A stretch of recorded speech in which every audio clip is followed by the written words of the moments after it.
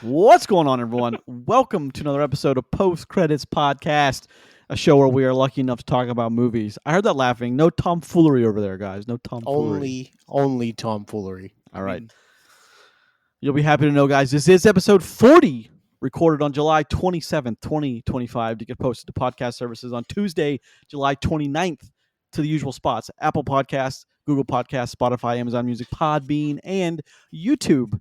We're getting some pretty good traction on YouTube. So when you go over there, like and subscribe. You don't have to smash the buttons, but you do have Yes, to. you do. You have to gently click your mouse to The subscribe. prerequisite for that is smash. Smash, fair. If you're listening to us on an audio-only version, feel free to head over to YouTube. Check us out there as well. You can watch full episodes or just segments. Everything is time-coded out there as well, so fear not. Your time will not be wasted. We try to snip out some interesting segments, however you choose to enjoy us. Thank you very much. Your time may not be wasted, but it is stamped. So there you go. As always, don't listen to assholes on the internet. That may or may not include us. I don't know. But anyway, grain of salt. Mileage may vary. We're going to yammer on for a few minutes. We're going to talk about some box office. Then Chris has a special segment for us. Then, no, that's the Chris's segment comes after the movie recommendation, because we're going to go into Either way. Fantastic Four First Steps discussion. Yep. Your host, Grayson Maxwell. Joining me as I do every week are my beautiful co-hosts, Roger Stillion and Chris Boughan. We had like 12 adjectives last week, and I am mad that we don't have as many this time. Well, you've been upgraded from lovely to beautiful. I mean, that's quite an upgrade, guys. It really I have is. a very tan forehead today. You do. It's very tan. Why is it so? Did you get some You also have sun? a lot of forehead. I was on vacation. Yeah. It was great. Yeah. I got borderline sunburned. Borderline sunburning. Borderline. Did you enjoy your vacation? I did. Good. Did. I'm glad. Told I'm happy Grayson I for drank like 20 beers yesterday. That's It's crazy. good. That's a lot of good. beers, man. That's a lot of beers. It's good. Listen. Yeah. Yeah. Yeah, it is.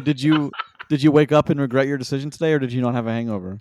No, I woke up at 3 a.m. regretting my decision. I was hungover then, which is way worse than being hungover at like 8 a.m. Being Don't hungover, Don't drink, kids.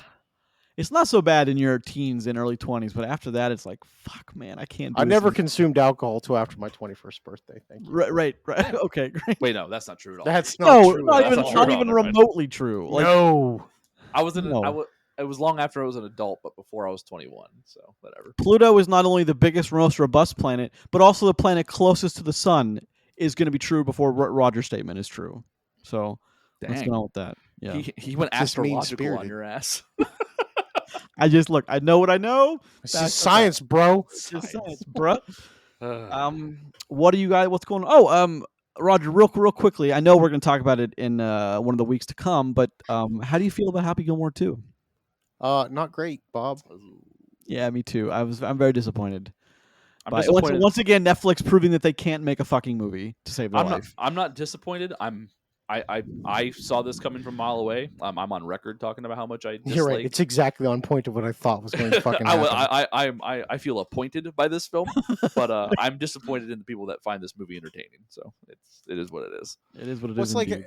from watching it, it's like I did laugh, so I won't say that it's not funny, but it's so dumb.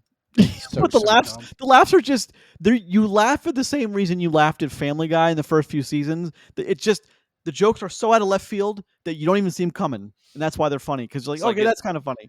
It's like getting hit by a joke, like a joke semi truck. It's like, Yeah. oh god, it's surprising. You know, I still remember what I thought was the funniest joke I'd heard of all time from Family Guy in like the first or second season. Yeah. When they're watching Scooby Doo, and he was just like, "Looks like the killer cut out his entrails and choked him to death with it." And Fred goes, "Looks like we're dealing with one sick son of a bitch." And then it just hard cuts. I thought that shit was the funniest shit I'd ever seen in my life. Amen, brother. Like we're dealing with one sick son of a bitch. It just fucking cuts out. God. And who can forget the Kool-Aid Man? And oh no, oh yeah! Like how can you forget that? Yeah, Bust Good through the stuff. fucking courtroom. But we have a somewhat of a segment planned for that coming up, so we'll get to that. For Family Guy? No, yes, for Family Guy. Okay, Yes. my God. Season 1, especially season 1. Let's talk about some box office, boys and Yeah. girls. How about it? How about it? I didn't give you guys my number for Fantastic Four. I felt bad. I forgot to send that. Well, when I was on and vacation. What is it accurate from what Isn't you? It would have been close. Isn't it 4? For what? Yes. Fantastic. Oh, for $4. The Fantastic Four, of course, First Steps, of course, number one. 118 million worldwide. Sorry, domestic with 218 worldwide. So Superman beat it out opening weekend. Not by a whole lot, but it did beat it out. Yeah. Speaking of Superman, number two, 24.9 for a worldwide of 502. I don't think that. I don't know, man. I was gonna make a bold statement. I'm just gonna hold off on that, but we'll talk about Superman versus First Steps coming up soon. Number three, Jurassic World Rebirth, 13 million for a 718 worldwide. All right. It's a good number, man. It is not going to hit $1 billion though. It won't. Which It won't, but it'll hit 750, which Yeah. is not bad. it's a good watermark. Yeah. People love their dinosaurs, man. Tell you what. I don't know how these a movies make that much dinosaur money, but egg. they do. F1 still limping along, 6.2 million for a worldwide of 509. It passed the $500 million mark. So Look, I just want them to give it up in the theaters so I can watch it again at my house a bunch of times because I know it's going to be a movie I'm going to watch like Yeah. 100 times. well, that'll be on Apple, I'm sure, like real Yeah. quick after it Because leaves. listen, So F1 whips ass. Yep. it does. Good It's film. great. Number 5, Smurfs for a 5.4 for I a forgot that came out. So did they. for a 69. Nice. Nice. 0.87 million. Yeah, there we go. Let's look at 6 through 10 real quick. 6 to 10. I know you did last summer. That's where you belong. Number 6, you piece of crap. 45 million. Jesus. How to Train Your Dragon. Let's see where that ended up so far. That's at 605. So that's not too bad. It's not where I thought. Doesn't that it was hit gonna be, but digital this week, I think? It does. It does. Yes. Eddington, number 8. Number 9 is Oh Hi. Number 10 is The Home. Oh Hi. I forget who's in that. I just saw the poster for that. Who was that though? Who's in that? I have no That idea. is. I can't see the face. That's too small. I but talk on a movie podcast. I forget that even existed. There are two very big people in that. I just can't remember who they are. Anyway, Buddy, until 20 minutes ago, I didn't know what we were going to watch next week. that's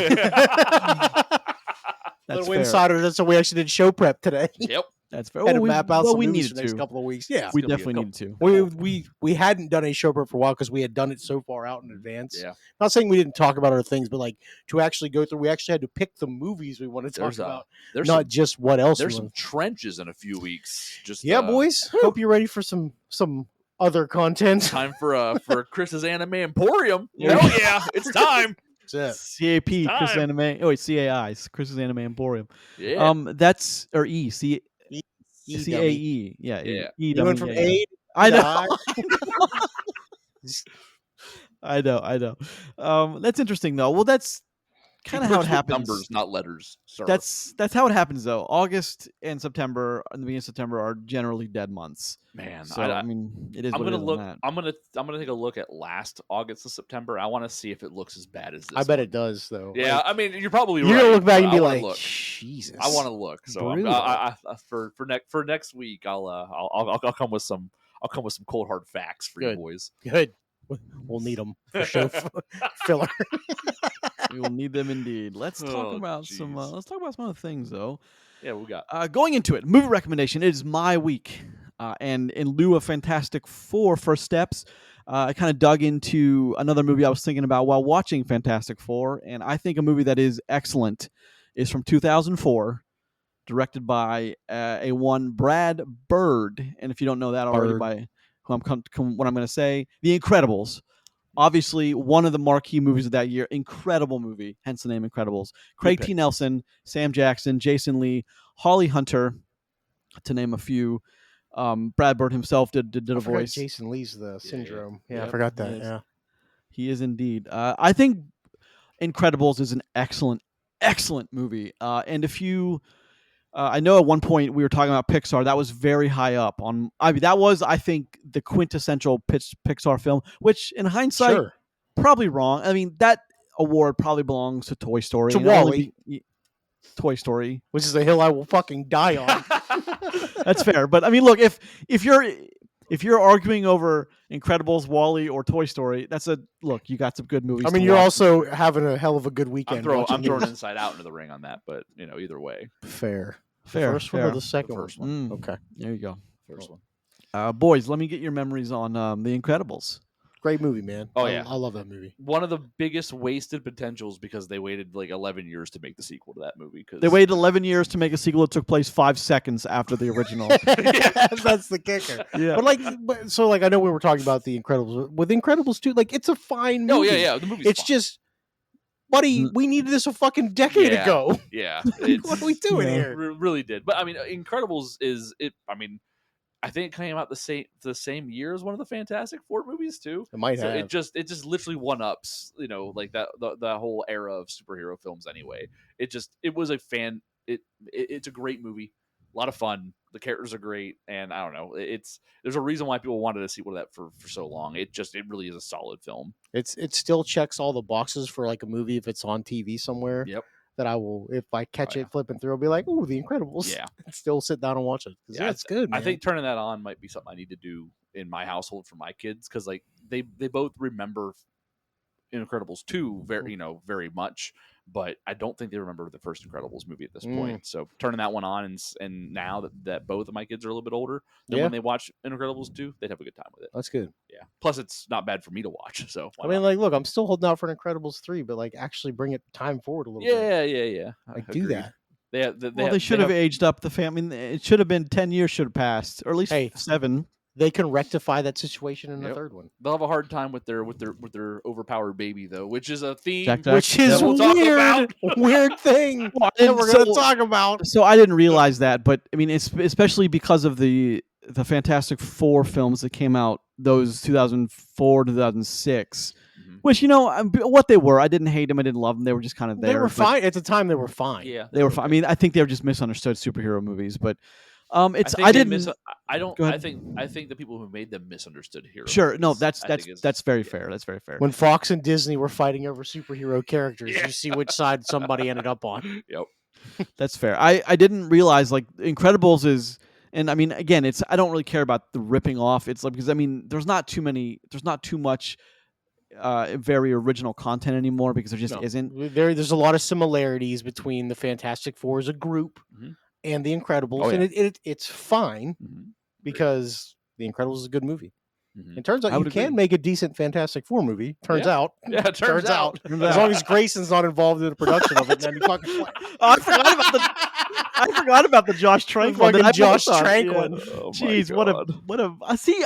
I've actually recently watched. That was a good dig. I watched those movies, and I watched the director's cut, and like that movie it kind of just is for me. I don't think it's nearly as bad as people want to give it credit for being bad, but there's nothing. I don't think there's much to like extract from it because there's not a lot of good, but no, it's not the worst. It's people are like, God, it's the worst superhero movie.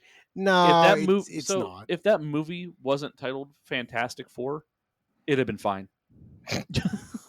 Fair. Okay. I mean, that's no. I mean, honestly, no. I see the point that you're making, and I don't disagree with it. If they would have committed on that route, it'd have been a fine movie with some superpowered people in it. You know Just what I mean? Some people that got powers. Yeah. Instead, like Chronicle. Yeah. It's amazing what happens when you commit to the actual characters that you're doing a movie about. It's weird what happens when you actually like do that thing. Just for note, Chronicle was an awesome movie that you should still watch. Yeah. Yep. Chronicle is good. Couple of our better, some of the best people in Hollywood right now come out of Chronicle. Yeah. Mm-hmm. So that was Michael B. Jordan. Yeah, Michael B. Jordan was in that. Yep. Dane Hahn. Yeah. Who else? Who was the third? Was there a third one of them boys? There was a third one, but I don't think they. Okay, he wasn't. Okay, copy. Yeah. Was that the one that was like exploded with the lightning? I think so. Yeah. That was an oddly a very entertaining movie and very tense. Okay, so here's the thing: if Chronicle came out now, we'd be like, "Holy shit!" Yeah, it was a good movie. Well, because it had like an $8 budget. It came out on the cusp of the superhero stuff taking off. You know what I mean? So it was one of those things where we got a movie that was a little bit dug into gritty realism. And was like, oh, okay, like this is something that would happen if what happens if a high school kid got powers? Yeah, and because of that, it wasn't a bad ride. Yeah, I really enjoyed it. But bring us back to the Incredibles. I must have allergies. I keep my eye keeps watering. So if I do this, it's because I'm not because I was recently punched in the side of the head. So that will surprise that would surprise Roger and Chris, but. I just have to keep in my eyes itch. Anyway, bringing it back to The Incredibles. I think The Incredibles is a very fine movie. If you haven't seen that for a while, you should revisit it. You'll be happy you did. I think it's come to that point that if you're a parent and like you really want to show your kids something great from that era, it's like that's a perfect thing to do. It feels like So- someone's cherry picking for the for the movie brackets. Is that what but this it's is fine. about? It's fine. The Is it person about you guys never winning a movie bracket Yeah. challenge? Chris, Jesus. the person to your right has done that twice now. So I just mean, FYI. listen, Aladdin was a fluke. right. All right. Let's move on to Chris. You had an interesting suggestion for additional content today. Yeah, so Let's do it. We'll be talking about Fantastic Four and what we think of the actual film and discussion wise here in a few minutes. In preparation for that, though, I wanted to talk about a couple of things. Where first off, want to know we've also talked about Superman, right? Yep. Very recently. So Was that 3 weeks ago? 2 weeks ago? I think Two-ish. leading, yeah. I think Two-ish. leading into this discussion, I think that it's going to kind of bury the lead on if we like the movie or not. But I do want to know if you guys think that Superman is the better watch, the better film, or if you guys liked Fantastic Four more or less than Superman, essentially.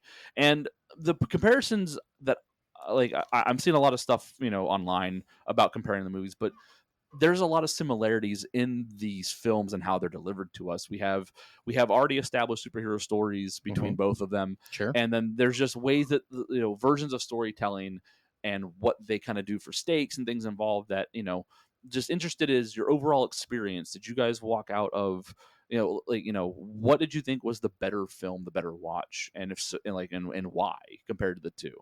You know what I mean? So go ahead, Grayson. Go ahead. Mally, if that's okay, I would like to lead off. Yeah, go ahead, please. Well, because ever since you brought it up, about 45 minutes ago, Yeah. I've been thinking about this, and my answer is Superman, and I'll tell you Okay. why. I think for me, and this is just because this might be a Grayson-centric answer, but I know there's a lot of people out there like me, is I think the more intimate special moments were way more intimate in Superman than they were in Fantastic Four. Despite the themes in Fantastic Four, I think Superman was able to bring those moments home better than Fantastic Four did. Okay. So for Okay. me, I think the better movie does coincide with the more rewatchable film of Superman. And I'm Okay. surprised to hear me say that because I'm more of a Marvel person than I am a DC, but I just think that Gunn made a very good jumping off point for a universe to continue with. Although Fantastic Four is kind of a jumping off point for Marvel because they've Phase 6. It's the launch of their Phase 6. well, too, they've also so drawn a line in the sand and been like, let's just talk about this phase going forward, and when it Yeah. comes time, we'll we discuss. want to what get happened. away Yeah. from some of the old stuff. Yeah, weird. of course. Yeah, weird. Yeah. So my I answer is Superman. Okay. Well, I hear I you. think that's a fair answer. Yeah. Now, me personally, I think. So to answer the question Mhm. straight up, Yeah. which one do I think is a better movie? Yeah. I think Superman's a slightly better movie, Okay. and I give it the nod because quality, they're very similar, right? Mhm. Like we've already mentioned, the storylines are very similar. Save the planet, blah blah blah. Yeah. A little bit of stakes, a little bit of intimate moments, and either movie you watch, you'd be like, okay, this is okay, Okay. right? We get this. I think I give Superman the nod because so much hinged on Superman. Okay. You know what I mean? Because yeah, the yeah. stakes are far higher for Superman, I Mhm. think, than it is for Marvel. Superman the movie, not Superman the character. No, in the Superman, movie. the James Gunn There we Superman go. Yeah, film Yeah. is more important than the Fantastic Four Okay. movie would be for Marvel. That's fair. Okay. I hear what you're saying. And here's the thing: I think I can factually say that Mhm. just because, before this movie even came out, we know the Fantastic Four are integral parts of the next two Avengers movies. Yeah. So, even if this movie sucked, Mhm. and there was a chance that it doesn't, but there was a chance that if it did, stories, you're getting the fucking story Yeah. that they have mapped out already. They're not changing too much of it at this point. So, Okay. so I think very similar. I give Superman the nod just because it held up to the stakes. Okay. I hear you. Okay. So I'll round us off. I want to give it to Fantastic Four actually. Ooh, okay. And the things you both brought up, I think are fair points, and they do make sense, in their own right, Mhm. comparing the two. But I think that I just feel like the Fantastic Four film is a cleaner movie than James Gunn's Superman is. Okay. And when I say that is I feel like Superman felt very disjointed. It felt a little all over the place. And I think we got to see a good Superman and a good Superman story and and a lot come together in that film.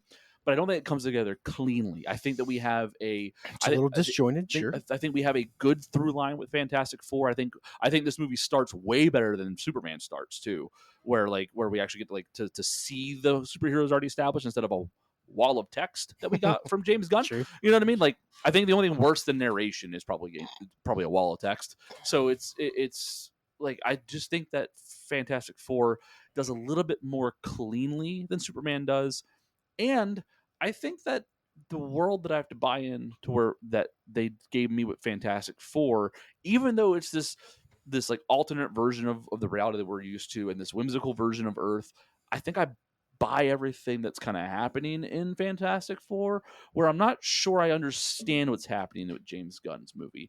And then like to get into like some of like the beat stuff, Grayson, I agree with you that there are some really good emotional moments in Superman, but I think in our review of it and when we talked about it, I said this before, I think they ruin a lot of those moments too with that weird placement of humor. And like the fucking floating eyeball. yeah, like they come in and it comes in like the weirdest in the weirdest of packages where like they kind of drop the ball on some of that delivery because of like they can't just let the movies like those moments sit.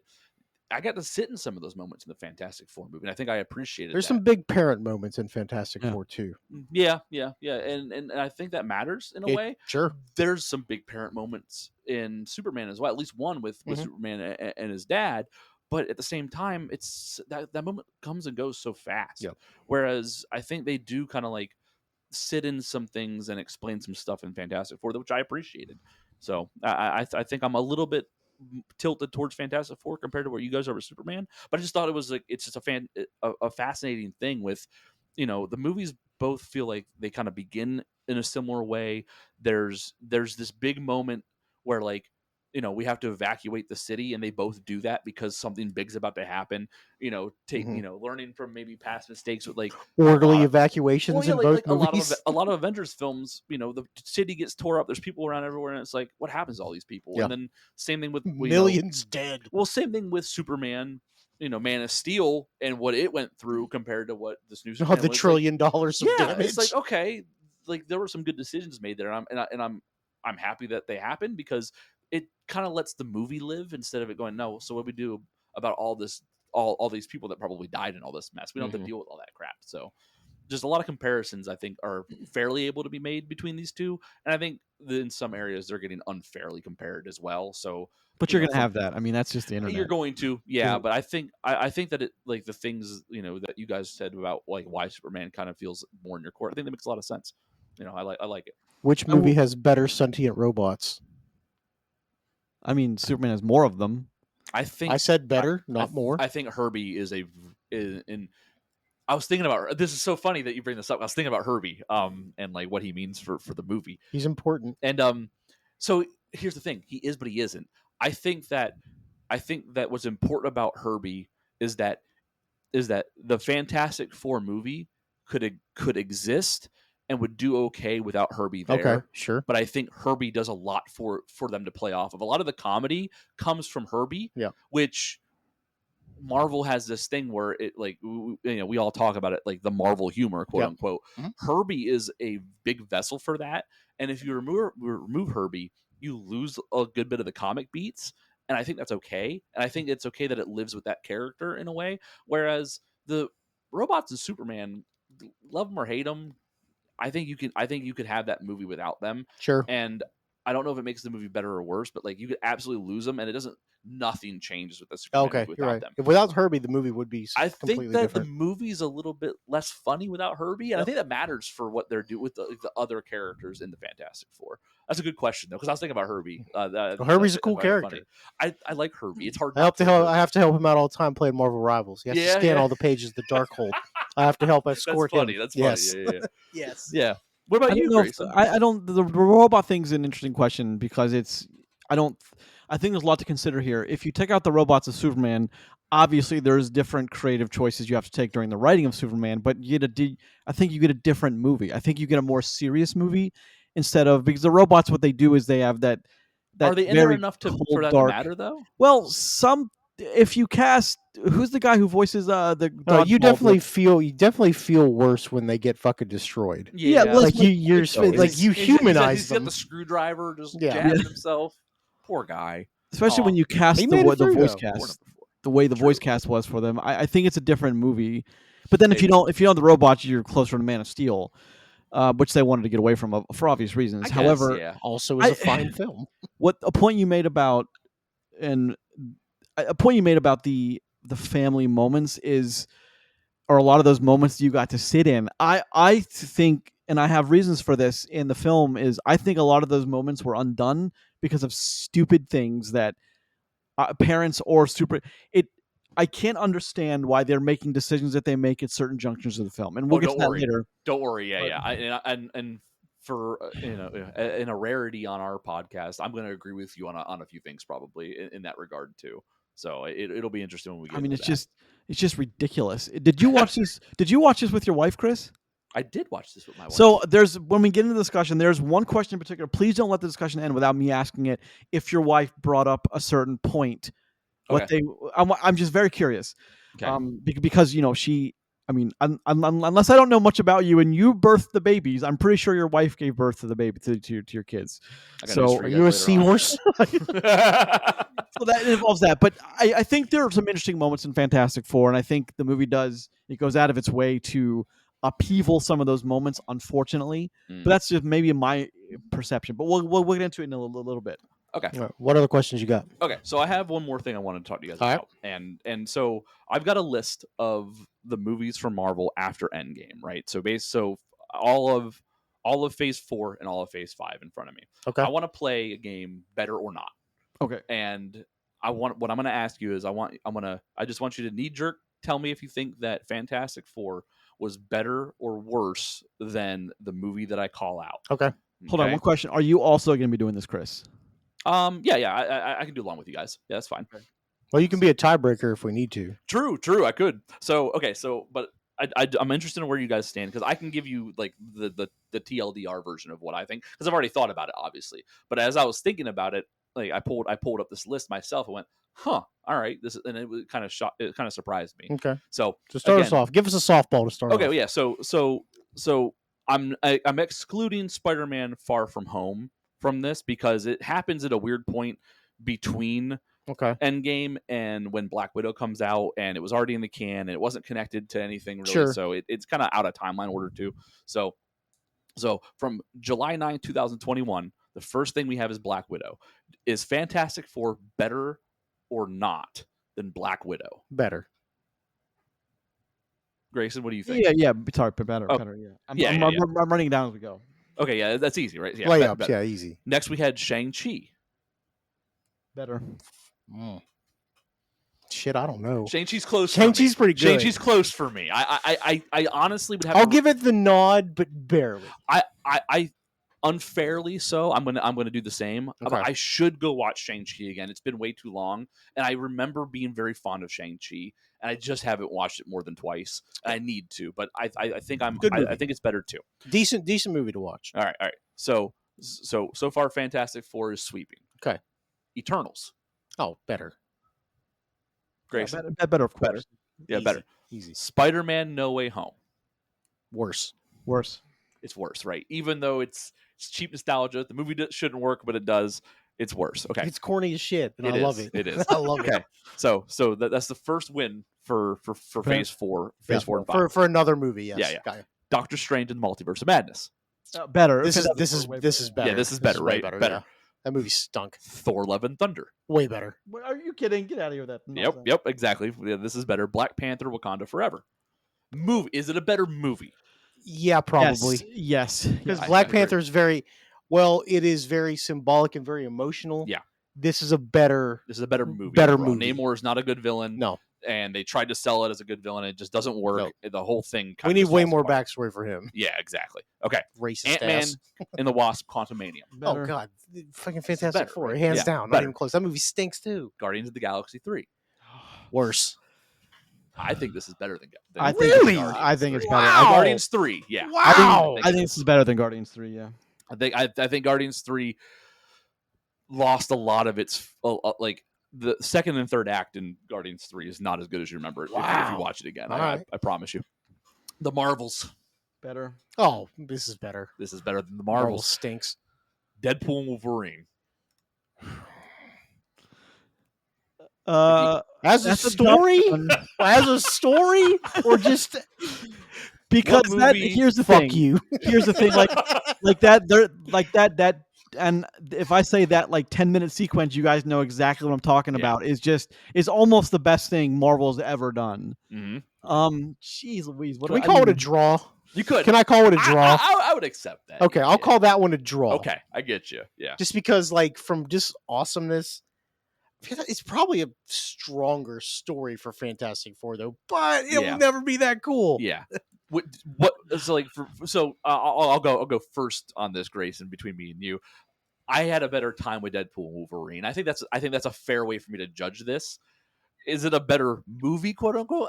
I think they're both good for different reasons. Maybe not. Yeah, it's a weird thing. Know. I'll give it to Deadpool Wolverine. It's only the second movie I'm definitely giving better than Fantastic Four in our list so far, which I think is worth pointing out. What do you think, Grayson? My emotional side says Deadpool and Wolverine takes this. Okay. That's fine. I think that's fair. All right, you know what I mean? Yeah, I won't argue that. Okay. Captain America: Brave New World. No, fucking get out of here. Fantastic Four, right? Yeah. Same with you, Grayson. I'm guessing. Yeah, of course. That movie sucked. Thunderbolts. Ooh. Fantastic Four is better. I agree. But Thunderbolts is decent. I agree. So that's fair. Okay. That's Fantastic Four is a better movie. Yeah, it's a bit better movie.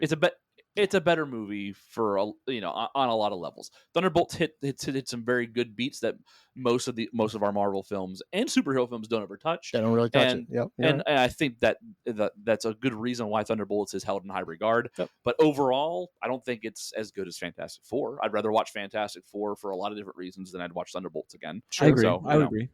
And that's all of them. That's it. That's all the movies. So we consider this movie better than almost the entirety of two 4/5 entire of the Marvel list. phases. Yeah. And here's the thing. I don't think Fantastic Four is a spectacular film. Okay.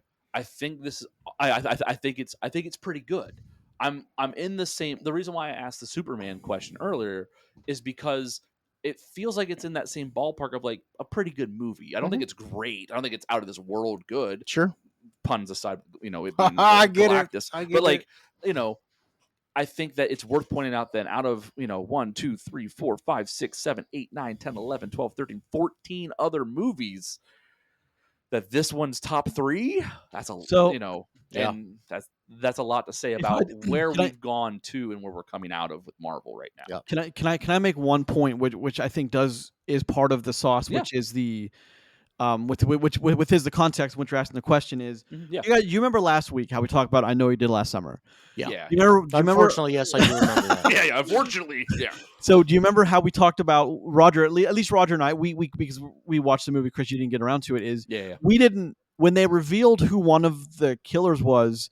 It was so like what? It was fucking horseshit. It was so, but that moment extends into a different week. That moment happened again for me in this movie. Okay. Where I threw my hands up. I was like, what the fuck? I couldn't. It's like you don't. It's to me is like I don't. It's like you're gonna sell to me that one of the killers, who was revealed to be a woman, I guess spoilers from a week ago, was punched dead in the face by someone who works out on a daily basis and is jacked, huge. Didn't deter her at all. I just can't buy that. Didn't even get a bruise, by the way. Not bruised. Didn't even like not knock back and like didn't know what to do for a second. Like just kept on fighting. It's the same way for me in this, and we'll get to it. But like that is such a black mark on this movie for me. And otherwise, I liked it. Otherwise, I liked it. I had some other questions, but yeah. I'm actually surprised looking at this list how bad some of these movies were. Yeah, that's what I mean. The thing is, though, like going back. I knew some of the stuff you're announce. So, and I'm just like, better. Because like, Thor: Love and Thunder, that movie stinks. Yeah. Ant-Man: Quantumania, that movie's fucking awful. Mm-hmm. Last Captain America, that movie stinks. Like they're just bad. Yeah, but let me handpick a few movies like from the earlier, the golden years of the, even like of Worst of Times, Iron Man 3. You know, This is better than Iron Man 3. yeah, like Yeah. you know, this has some merit compared to that. You know, there's not a lot of bad ones to pick from. No. Like, you know, Thor: Dark World. This is better This than is better that. than Thor: Dark World. You know, I'm quickly running out of bad ones to pull from, because then we have things like Iron Man, Iron Man 2, This is not better Thor, than the original Iron Captain Man. America, Yeah. you know, the first Avenger. Cap 2, which And then here's the thing, Avengers Ultron, the first Guardians movie, Winter Soldier. Like, the caliber of film is just This is better than Ultron. You're crazy. Go. It's been since 2017 since you've seen Ultron. Go back and watch it. Like, and I then, think this movie is and then better think than about Age. I think this movie's better than Age of Ultron. You're insane. Well, that okay. I might be insane, but like that's what I remember. I remember being super off put by Age of Ultron. Beat I for just beat. remember that the villain was so weak, and well, I mean, again, there's a lot of similarities. Hold on, I was gonna say, wait, hold on. You're about to compare that to this. Well, no, I'm not. But yeah, I am, but not in the way that Yeah. you think. I am like I didn't think of it till now. I was like, Ultron was one of those movies where they had a chance to really, really make a decision that would have put the story beat ahead of anything else. They could have let that tumble down to earth and do its damage. And I then bet you. that's what galvanizes the Avengers to come together and fucking fight this. But they had one of those moments in this movie too, where they could have grown a set.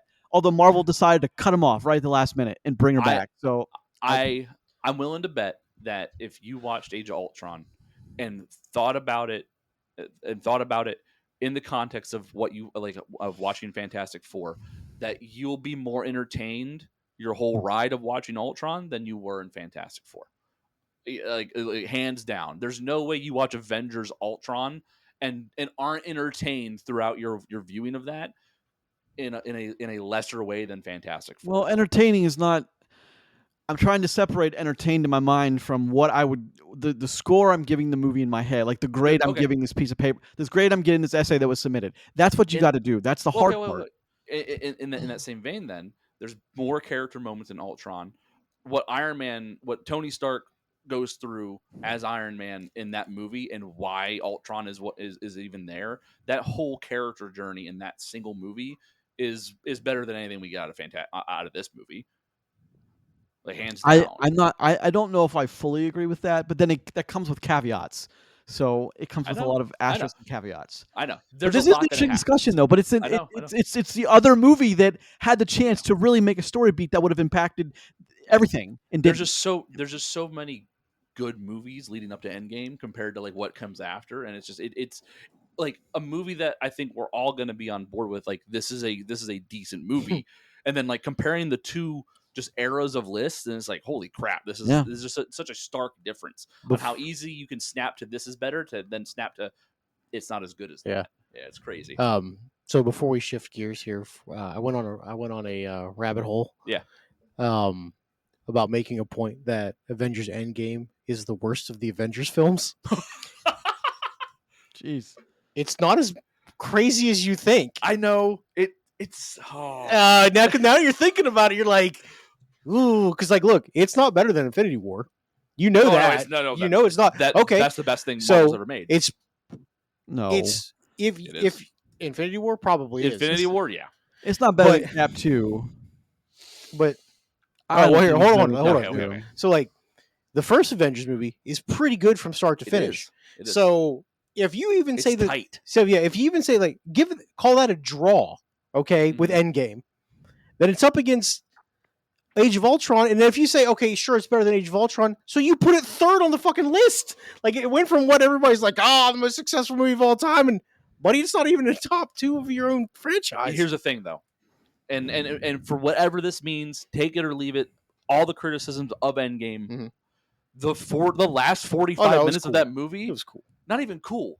That's some of the best movie making that's happened in the superheroes. Once the Dark Aster lands on Earth, things get wild. Like even all the things you can point to that are bad, even in that last 45 minutes, it's still some of the most epic shit we've seen in our generation. Yeah. Of words matter. Making. That's some of the most epic shit, but like not some of the best filmmaking. I mean, it's words matter here. The thing is there's just some really weak writing. In that movie. Well, so, and this is a different conversation than where we started, but like just on that point alone, Don't ever forget, there was a point in the movie where Peter Parker Spider-Man hands Captain Marvel the Infinity Gauntlet with all stones in it ready to go. And instead of just putting the fucking gauntlet on, she tries to take it to a van. Yeah. True. She could have just put it on and everything ends. So Yep. it's like, there's Well, problems with it. Just also remember we gloss over the fact that Jeremy Renner's character, the Ronin, was on a murdering spree through Japan, and they just sort of went like, "Hey, he doesn't good. do that anymore. It's okay. Yeah, he's cool now. We He's brought cool his again." family back to life. All those people we killed, they're pieces of shit anyway." It's good. Hey, so much so they gave him his own show after that to show like, no, he's not a bad guy. He's a good dad. They didn't miss He's him. a good dad. He's such a good dad. He killed many people. for Many that. He people. orphaned children. Brutally murdered man. entire crime families. Jesus God. All right. But yeah, All right, what else you want to talk about today, boys? I just thought that was an interesting thing that thought actually I did. I was like, okay, this is worth talking about. So, But then again, like context, I just watched Sicario yesterday. Sicario beats the shit out of every Marvel movie ever made. So Sicario whips so much ass. Sicario's Sicario's incredible. a good film. Though. Yeah, that's the thing. Well, So is okay, Sicario too. okay. Interesting point you're making. Why do you say it like that, Chris? It's a good film. Oh, because I mean, just again, like in the context of like what a movie, like what a good movie could be in like the grand scheme of cinema instead of like within its genre. I think that it like both points are fair to make. That Dude, that border shootout is such an like incredible scene. Sicario is just a fantastically made film in cinema, whereas where Avengers Endgame or Avengers Infinity War are top class in their tier. So like you could say the same about like the best horror film that's ever been made. That like one of the best Halloween movies could be a really good movie and a very entertaining piece, but like Sicario is a better movie than Halloween. You know what I mean? Like it's like there are things you can say that make sense for both sides of that argument. I don't know if you're right about that either. I think the original Halloween might edge out Sicario. Maybe I don't. Think there's so. a world where I think that It'd be discussion close. can I happen. could hear. But like that's just. But anyone past the first one though? No. Well, yeah, No, but of course. like that's like this is like the genre grab kind of deal. You know what I mean? Like like I can say Schindler's List. Just give me Sicario 3, like tomorrow. like God damn it! You can't put Schindler's List on a table with me and then find me a movie that's actually like a better piece of film than that. That's the thing. It's like that's what this whole podcast exists to do. Is like we're trying to just get out from under that discussion. Of like That's why, like, I don't find it a bad. That's why I don't understand the hate for animated films and adults. Oh, it's a cartoon. I don't want to watch it. Well, you're missing out on some wonderful things. And if that's your stance, like you're being a fool for yourself. I just started rewatching one of the best animes of all time, and it's like I can't wait to feel emotionally destroyed inside. I can't wait to be like Dan devastated, and no one's gonna get that but me. And these are from the guys that I asked a little bit ago if we could watch Ponyo, and you both told me no. Cowards! You're both fucking cowards. Because you were. No, that wasn't on the level. That was not a real request. It was 100% a real factual request. This is taken out of. What are you starting? What are you starting, Chris? What are you starting the show? I'm watching. I started watching Cyberpunk again. I'm in a weird need for sci-fi phase again, and that is one of the tightest 10-episode runs of anything I've ever seen, and the last 3 episodes of that will just fucking tear you apart. In the best ways. I had a long discussion about Interstellar with somebody over the weekend. Yeah. Oh, I'm Which jealous. we kind of got some Interstellar stuff in Fantastic Four too. Very much so. I talked about that with Roger before the show started. Actually, very much so. But the bending of realities and beams and time dilation. Yeah, it's even really the weird like bubble. Thing going on. Yeah, a lot of cool stuff that happens. Speaking of, kick it off. I think it's that time, boys. I think let's go. Let's do it. Let's talk about Fantastic Four first steps. Let's do it. But let's do some particulars first, and then Chris will move into the thumbs up, thumbs down. But give me a minute. All right. So, do you guys know what the numbers are for this bad boy? I've looked at nothing. Roger? I don't have any idea. No. I've just looked at it. 87 and 93. People are loving this. I'm really happy. The Metacritic? They should. The Metacritic, I'm glad you asked, is 70. 64. Ooh. All right. They will never let a comic book movie flourish. You know what I mean? Like it's just, I get it. It's fine. I don't. I mean, That's a fair. Here's the thing. I won't even argue that it's an unfair number. Yeah. I just thought it'd be slightly higher. Yeah. Well, I don't. There's gaps in motivation and explanation Yeah. of anything. No, on I have screen in problems film, with so this, whole even as gaps a of. fan. Oh yeah, no, there's Yeah. problems here, but Yeah. like Yeah. overall, this is a pretty good movie from start to finish, right? Well, see, Like, but it's not overly long. It looks really cool. It you know? does look really see cool. this. The thing has a goddamn beard. Well, hold on, Chris. That's Go into incredible. the, go Yeah, into yeah. the thing. Go into the thumbs up, All thumbs right. down. Thumbs up, thumbs down in 3, 2, 1. Oh, I think that's an easy thumbs up because you're a Easy. fucking mutant Your thumb. thumb Get is outta here. weird. I have to think really hard to make it straight. All right. Look, I have will s- Chris's thumb. This- I have Chris's thumb. First thoughts is this feels like somewhere in between the time range of 2008 to 2020 or 2019. Like it feels like it fits quality wise much better with them than it does what we had after Thanos. Mm. And Yeah. I'm happy to say that because like I just didn't think that was possible ever again. Yeah. So I'm Yeah. very happy that it does feel like a cohesive story with okay to good writing, with wonderful actors that are doing more with their facial expressions than they are with their words, and that's what we need. So that's my first thought. And I was also angry by a lot of things in this movie. some of the decisions made are like, how can you make that decision as parents? Yeah. But anyway, go on. I'll say the same thing that I said about Superman. That this movie's pretty good. It's. I don't think it's a great movie, but I think it's pretty good. And like I mean that in like the highest regard I can say that about a film. Yeah. It's like it when the movie ended, the credits rolled. Even though I wasn't completely satisfied with the Act 3, it was like, all right, that was a pretty good movie. And my wife looked at me and said basically the same thing. She's like, it's pretty good. It was entertaining. Yeah, it's not perfect, and that's it's hard to say that there is a perfect movie anymore, especially in the comic book universe. Whatever allegiance you want to shake, whatever. It's really hard to get a movie that will appease everyone, but I think this movie does a pretty good job of being very okay. Yeah, this movie feels very digestible as you watch it, and I think that's really important because I think that was one of the things that Superman didn't do well. Was that it didn't feel digestible. This movie flows, in my opinion, very well. You understand motivations of everyone that you're watching all the way through. This movie's tight too. It's only 2 hours, like almost dead on. Yeah. Even with the post credit stuff. Yeah. I think the movie would have been would have lent itself better to maybe not go quite as wide as it tried to go, and maybe dig down a little bit into some areas and let us like live with the characters, whether it be the villains or the heroes, and just a little bit more than they did, because the movie moves quick and it covers a lot of ground too.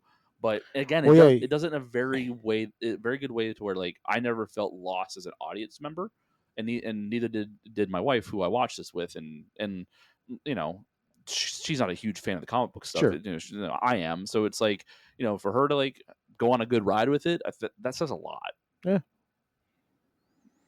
I'm the guy on the show that doesn't. I don't know. I'm past the point where I know anything lore wise without the film. Yeah. So to me, I feel kind of like your wife in a little bit, in that like I enjoyed it. I don't know where it's going or what the characters mean. I know that like I went in there armed with the fact that they were going to have a kid, and the kid was obviously going to be monumentally powerful. I have no doubt about that. I don't know anything about the kid or anything like that, but I was thinking this was going to end with.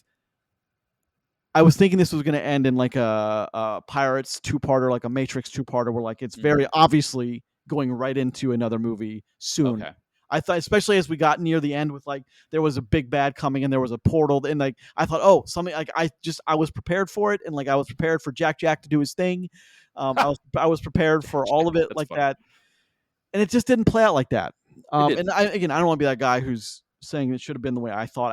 I thought that's what they were setting up. Yeah. And I can see then that. Someone who has no idea about anything beyond the movies is I was a little disappointed in Johnny Storm's portrayal of more brains than stupid brawn. I think that character needed to be a little more childish than he I like smart portrayed. Johnny. I don't mean to disagree with that, but like I like Johnny not just being an idiot, like to actually doing some legwork and participating in teams instead of just being the guy that flies around and lights stuff on fire. Isn't that the canon character though in the Fantastic Four? Is Johnny's that guy? Not necessarily. Well, Johnny's never. I don't know if Johnny's ever been a scientist. I know he's usually not a scientist. What I will say is it solves a problem with why the hell is he in this ship?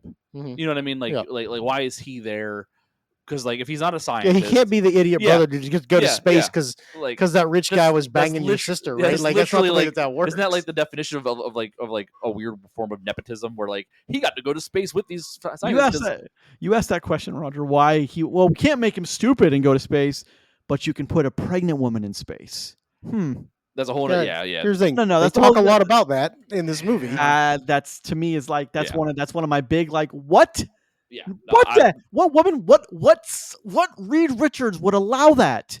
Well, That's I mean, that's one of my like. Well, maybe hold on. Like, if you want to go down ethical discussions now, and you don't, but if you did, like, do you risk your pregnant wife and your child to save the planet? It's not to save my family or that person. It's every person on the planet. But they didn't when they had the fucking chance. That's my point. Well, I mean, they tried. No. That's different. They were given a request which they denied. They were Sure. given a request one life for $7 billion. They said Mhm. no, we're going to fight you anyway. Yeah. So I they see. didn't. So what your argument you just brought up, it negates it completely because Well, it it doesn't. doesn't. No, He had to it bring his doesn't. wife to fight Galactus and tell them to leave. Hold on. Go ahead. That was before anything that Galactus asked them for their child. That had not happened yet. You can't use that against itself No, in the movie. I'm using your explanation to show you how foolish that is of explaining the not. situation. No, you're not. Because How did you just worded it as you need your pregnant wife to save you need to Yes. risk the pregnancy to save humanity. Where does that mean that I would give my child up for humanity? I did what not is- say that at all. What is I did not. Hold on. Okay, I didn't say that. fine. Risking the And- pregnancy does mean something can go wrong with the pregnancy. Of course it does. Mhm. But then it you didn't. wouldn't have the kid. No. But then it didn't. yeah. Well, so I mean, well, Come on, man. But here- but you here's the play. thing. You play what you get to see on the screen. yeah. But That's it. I mean, I agree with Grayson that 100%. she doesn't need to be there, and but the movie needs her to be there because Galactus needs to see Franklin essentially, right? Frank. So she needs to be there for the movie to happen the way that they wrote out the movie. But and Grayson, here the only thing is that I'll say against the it's risking the pregnant baby because I'm on your side on this. I think it's a wildly crazy thing to to take the pregnant woman into space, Sure. the heavily pregnant. I don't disagree with that. Yeah, either, by because the way. I just picture the baby's brain being scrambled on takeoff, right? Because all the G-force. But if anybody could design a seat or something to make that work, it's Reed Richards. The guy is inventing teleport tech in his spare time. He can probably make a spaceship seat that accommodates the fact that his wife is sure. 8.5 months pregnant. You know what I mean?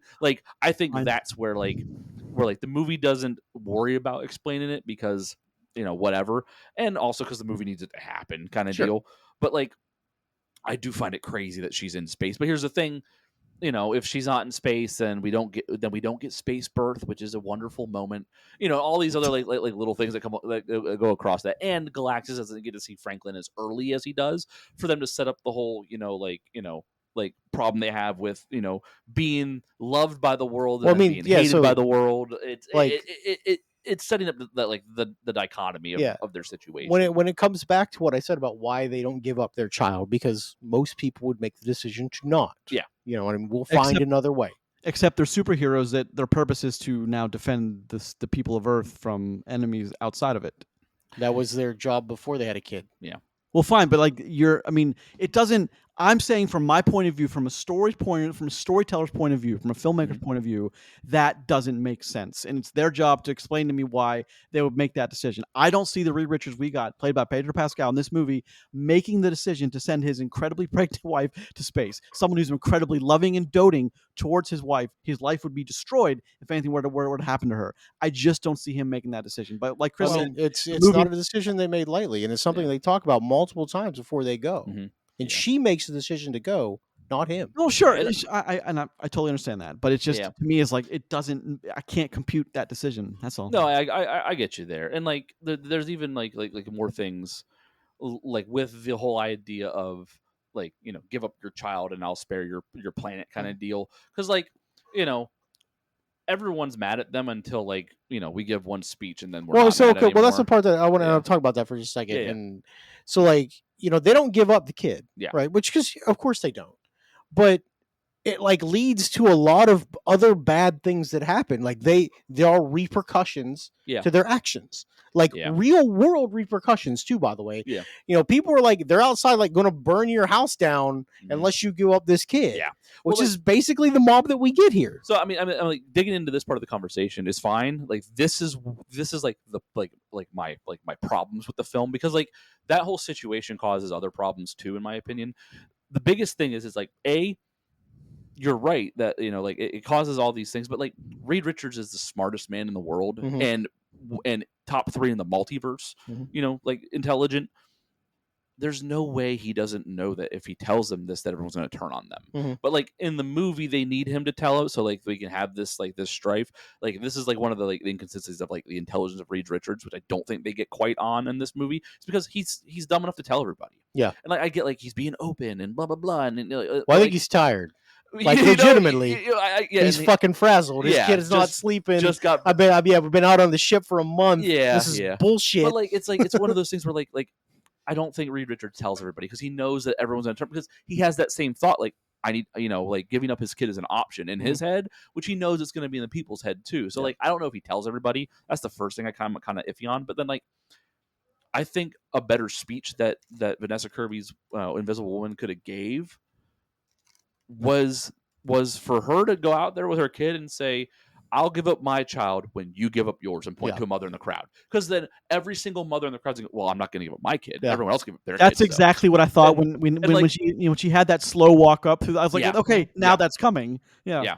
I would have been like 100% been more on board with like that speech than like the whole, I love you too, but I'm still not giving my kid speech. It was kind of like, okay. Because like there are ways to kind of like connect and like show that, hey, I'm in like when you're in my shoes, yeah, you say it's easy for me to give up my child, but maybe you should give up yours, and then we'll give up all of our kids together. And it's like, that kind of deal. And then also how I know she's the Invisible Woman and she can make a force field around She's herself. very strong. But like, why would you take your kid out to the angry mob of people? I assume she's protected. I get it, but like at the same time, like how is she protected? Can I ask you how? she can just She push everyone away. generate force fields. Yeah, like Sure. like all those normal people. And she aren't can getting push there. everybody away like Sonic Boom style. Yeah. So yeah, she's But okay. would But like she? it's like But would this version But, do like- that? I mean, I think if they attacked her with she's a putting kid, herself sure. into the situation where she might have to, which is not okay. It's not okay for the people to attack her either. Don't get me wrong, but like it's just a weird decision. But Yeah. like you can't have her walking through the crowd either in her moment. So the movie has to happen. But Sure. like there's just these things are bothering me. When I think about them too hard. So like I try not to, because again, Well- I said this to you earlier. Ultimately, it doesn't really matter. This movie's very wide, but it doesn't go very deep, and I think those are like my main criticisms of the film and like and what it does. Which is But, why I'm like, kind of waffling on like, is it better than some of these? Like I don't know, but well, so no, like, because here's the thing: what do you waffle? What movie would you then consider, even if you thought about this for another 10, 15 more minutes? oh yeah, What movie suddenly slides because up it ain't ahead of Black it? Widow. You know I mean, what I'm saying? Like, there's a whole lot of bad in there. yeah, because I mean, the only thing that I gave it a draw on was Wolverine. Yeah. Like, the other like, two 'cause movies are Wolverine- clearly better than because this. we're talking about this like these couple big negatives, right? And like to keep the negative discussion going, I think Silver Surfer's wasted here. I have no problem with the gender swap thing. Everyone who has a problem with it, I get it. Get over it, because it happened the way it did. Like Silver Surfer, it actually makes sense in the is story. Why? I wasted. mean, it makes sense in the story, 100%. It works better than it being a guy because of what like them like pleading to her morality, which I think works for the movie. That isn't a part that's bad. Well, but, she's like, also a mother. I mean, yeah, you know, yeah. So of course. so like, but like I think Silver Surfer and Galactus are too powerful of characters, and they're very watered down in this because instead of what they should have or could have been in a Marvel movie, we get a very convenient Silver Surfer who shows up whenever she needs to for the plot, and then she's gone again and doesn't come back until she's needed. And Galactus is a very confident and very ominous Galactus. I think looks great and is Awesome. played well, but like it's just not. He makes these mistakes that Galactus just doesn't make, because Galactus isn't isn't full of hubris and isn't full of this overconfidence. Galactus is just a force of nature and absolutely would just win out in this situation. But the movie has to happen, Well, so it is what it is. I don't necessarily have a problem with them defeating Galactus or in semi-defeating the Silver Surfer. Like, I don't really have a problem with that because I see where that direction goes. Yeah. Because, like, look, one, we know it's not the end of the Silver Surfer. Be like, if you're going to have a Fantastic Four route, at some point, the Surfer, like, you have to open that up. Yeah. Stuff, right? And, like, as we get more out, like, there are more galaxies out there and more things like that. Silver Surfer's a great character to mess with, right? Yeah. And having who we have playing it, it's the girl from Ozark. What's her name? Jennifer Garner. Yeah, Jennifer Garner. Having her play that, like, that's a good call, right? Like, she's popular, you know, more than She did a good job. She looks good, silver plated. Yeah, she has recognizable facial features too. Yeah, I think it's like it's, absolutely. Yeah, I meant that she has very angular features. Yeah, she's like she doesn't look like Amorphous covered in silver. Just she looks like what a Silver Surfer would look like. Yeah. All right, so let's just put a pin for 1 second. We can put a pin. But then, hold on. Let me finish my thing here. But, like, I fully expect us to see both of them again in some form or another. Whether it's this version of them or something different, because, like, look, we know a lot of stuff has to happen for them just to be multiverse jumping anyway. Yeah. So like my only thing against that is that the next Avengers movie isn't called Avengers Galactus; it's called Avengers Doomsday. Yep. So, like, how far are they going to kick that can? And, like, they already kicked it 4 years forward at least. They've already given us this like very watered down version of Galactus to where, like, you can't have Galactus show up and defeat him and then be like, he's the big bad later on. Like, it's kind of like it will take the wind out of like that sales of expectation, because you've already shown Galactus defeatable by 4 people. Well, why the hell can't a whole bunch of I don't know if he has to be a big bad in an Avengers game though either. Okay, that's fair, but, like, it's one of those I things. would have thought a Devourer of Worlds would have been a big bad.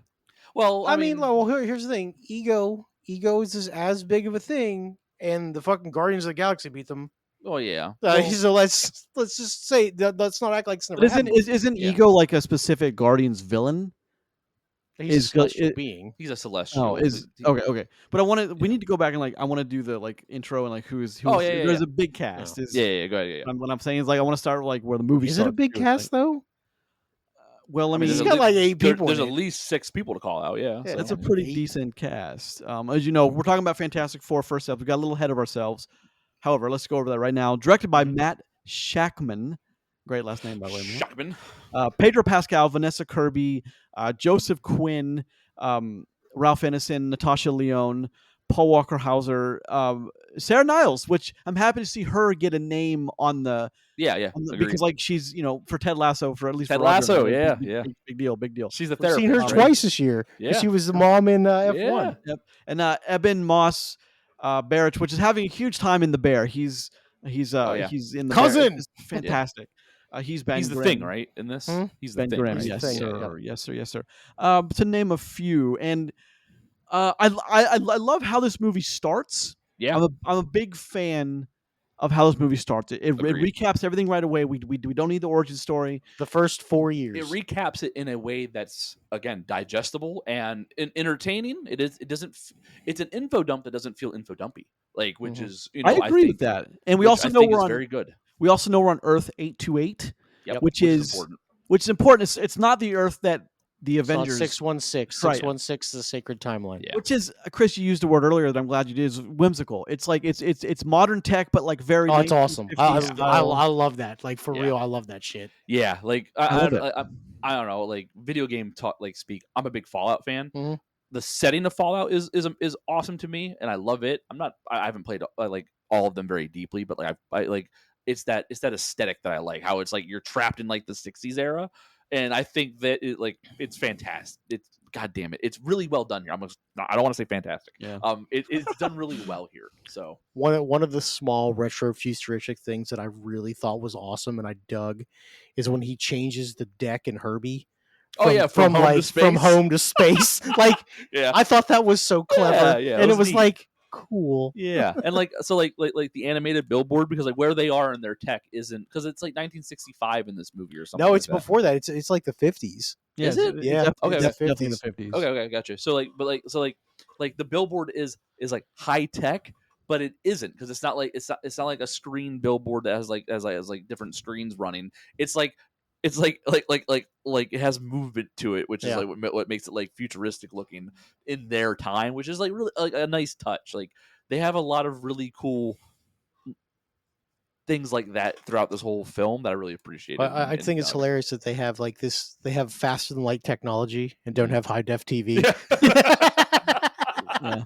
Yeah. Well, it's all part of the whimsical nature of like Yeah, no, how I get things it. come about. It makes sense because, like, look, they haven't had a need for high def TV and stuff like that yet. Yeah. They had a need for faster than light travel. Yep. So, yeah, which is awesome because like they're the only ones that have that. Yeah. And it's what I think this movie did actually, which is, I mean, again, I don't. You guys are as huge in the lore and the nerdy. That's not me. But what I thought was interesting is when the movie was opening, you could see it was talking about all the villains that they had faced and defeated. Yeah. Mhm. And I wonder if they're going to use that to like, if you really know the lore of Fantastic Four, then they got this after defeating this guy and this during this cycle of comics and during this saga. It's like, I wonder if they're going to have that stuff because they've already gone through that and we don't have to go through that crap even more. We're even further ahead than we want to be, than we should be, because they're going to have everything they had from defeating those villains already. So two things on that. One, I think we missed what could have been some cool stuff there and there though, but at the same time that's very like by the numbers. I want to talk about this wizard that lives in Gramercy Park. What you want to talk about is the red ghost that we don't get to see, because that was supposed to be played by John Malkovich. We didn't get to see him as a villain in a Marvel film, which he was casted and everything for it, and like I guess they just cut I didn't know that. out. Yeah, like his gorillas, his orangutans, his super apes were what we saw in the beginning. That's like his stuff, and that's who he was casted as. I did laugh when that orangutan swung down and kicked Reed, and they rolled back and just fucking booted his ass in the ocean. Like, get the hell out of here! Yeah, but the other thing is, Grayson, to further answer your question, is I don't think we're ever going back to this Earth. I don't. I bet you were there for like 10 minutes. Oh, okay, maybe that, but like I don't think they got to leave for something. Well, that's what I thought that's what I thought was going to happen with the big jump, is only certain, but like it didn't. Spoilers didn't, but like we have to spend a little more time. We have to open the next film in 828 before we get maybe. to. I don't know if we need to open the next film. Like, how do you think not? Like we have to get. We're still on 8. They're still on Earth 828. Yeah. So how do you suggest? How do you think we're not going to go back to this Earth anymore? We have to. So well, I mean, if you think about how the Thunderbolts ended, somebody's already there. Yeah, like Roger just said, like maybe for 10 minutes. I think that because again, it's called Avengers, Doomsday. So not only do they have to get to somewhere else, Doom has to get to somewhere else. Doom is going to show up and be a fucking problem all of a sudden, and I think that either what we saw at the end of Thunderbolts is our Fantastic Four family running away or coming to get help with Doom, or that's Doom coming to us, and then they're gonna have to get here, because they know that like another universe's Earth is in trouble now because Doom is showing up with their tech or whatever. Like it's along those lines. But I don't think we're getting a whole other film in 828. I don't think that's gonna happen. Not anytime soon. Anyway. I would be surprised if we get a whole film there. I would. I would imagine the next one starts there, and the ending of the next one is going to be that everything shifts to the new Earth. There's Earth to the Earth that we know for the Avengers timeline. Maybe. I mean, you could be right, but I don't think we're going back. I think that we might visit there for like 10, 15, 20 minutes of movie time, but it won't be a long time. It'll just be whatever we need for Doom, essentially. That's fine. Yeah, which is cool. I don't think we're gonna get to see more villains from the Fantastic Four besides the big one that wasn't in this one until the very end. Until the very, very end. Literally the very end. So what I like about this one is it kind of takes, again, a lot of similarities. Is it kind of takes a Superman approach, even if you like borrow some of the mythos from. I know the Snyderverse went into with like separating the god from the man, and they do a lot of that in here. And I'm glad they at least address it. They didn't tackle it like I wanted them to, but it's interesting how they do. Is these people in this Earth 828, which I thought was really cool, this New York City, is they're treating these people and they love them. They're the celebrity of celebrities. They love this. Yeah. People. Go They ahead. love being protected by them. They love the fact they're superheroes, and they kind of live and die by what these people are doing, which is kind of a weird kind of parallel to like celebrities and what they do here. But I thought that was a really interesting way to open the film. Is showing that like they've already accomplished a lot and they are well known and they have their own place and people love them and they're heroes and all the ands. Sure. I really thought that was a really cool creative decision. Mhm. Well, they basically run the government. They run the They world. run the entire space program. Because did you guys catch the thing on the moon? Yeah. It's not a United States flag. It's Yep. It's a future it's a future foundation Yep. flag. Yep. It's an FF flag. I was just like, nice. Yeah. That's interesting. Because of course they were the ones who went to the moon. Yeah. Of course they were. Yep. Like way before we actually went to the moon. Yeah. Like, I mean this in the nicest way. Reed Richards is a fucking problem. No, yeah, for real. like he's So Frank's a problem. well, Franklin is an issue, but when you take Tony Stark and you put him next to Reed Richards is canonly usually the way smarter guy in between like the smart guy things. Same with Doctor Strange. Like Richards is the smartest man in the multiverse. Yep. I think only seconded by Doom. Which is how they end up communicating with each other. Yeah. Which is always what happens. Yep. Yeah, which is always cool to see that dichotomy of smart guy, within it's not their superpower, but it might as well be their superpower kind of deal. Is like how smart they are. Which it's always neat to see that kind of play out. Kind of like how Batman's superpowers is that he's rich. Rich. Like that's actually his superpower. It's Rich, kind of bitch. like it's kind of like these guys being the smartest people that exist. So it was Handsome cool. rich white dude superpower. Yeah, I mean it is what it is. I'll beat up the homeless superpower. God damn. God, man. This is why you people come here every week. Oh. None of that. What do you mean, you people? What do you mean, you people? Okay, so there we are. We're sitting. They don't waste a lot of time getting into it. Maybe like it might seem like a long time, 5 or 10 minutes, but they don't. They cover a lot of ground quick, and I appreciate that. Yeah. So we've already they've already bested, or at least Richards has already bested his. I mean, wait, hold on. Is that safe to assume he's already bested the guy who becomes he bested Victor already once? No. I don't think so. I think they don't lay out the story that way. Yeah, I think it's interesting. Not interesting. I think it's a cool nod that when they showed that like Latveria wasn't present at the World Summit. At the UN summit. Yeah, like I think that's an interesting like little like tidbit because that's exactly who leads Latveria. Latveria, is that I'm saying that right? Latveria. Yeah, is Doom. So like they're kind of like staging it up, but I don't think that they've bested him yet. I don't think that's how. I don't think they've encountered him in any way yet. Yeah.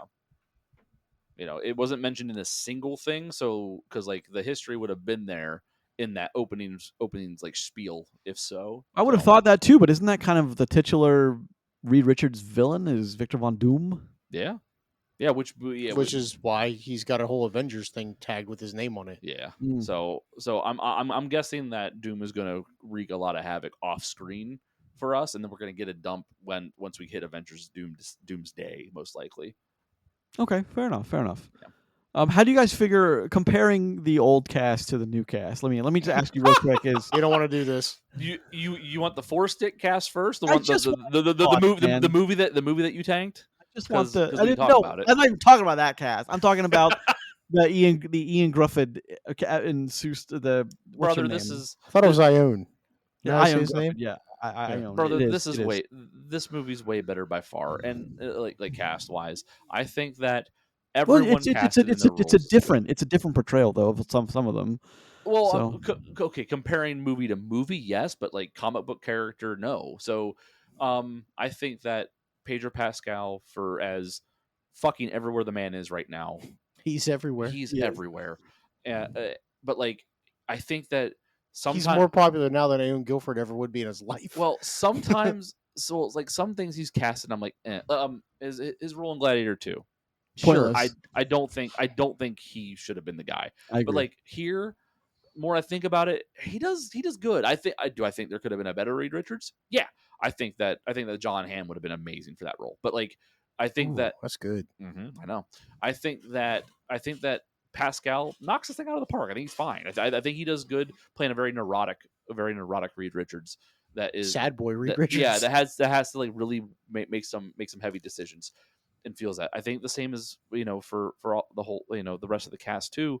I think that for all the crap we get about Johnny Storm, I think that I don't need him to be an asshole, and I think that the Chris Evans portrayal of him in the 2004 film, while that's fine, I think that that's almost to me a little bit too much on the nose for like what that cliche kind of is.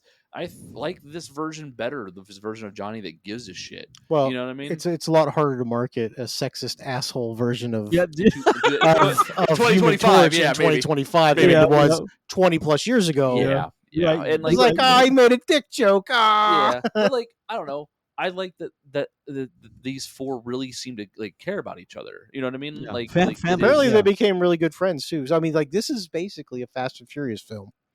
I knew it. Look, there's a car chase. there's They a go to chase. space. There's a good chase. There's a family. Yeah, God no, damn. you're right. You're right. Family. Yeah. Yes, They of course. overcome gigantic odds Yeah. to But, yeah, win. but like to answer your question, yeah, I think this is the better cast by Okay, far. okay. I wasn't looking for the 20-minute response. Looking for the laugh 1-minute All- response. Yes. All Yeah. jokes aside, though, the Thing looks better than we ever seen him look. Oh, he before. looks better. Looks awesome. I think the Thing is probably the character that doesn't like. So I think he serves a very important role in this movie.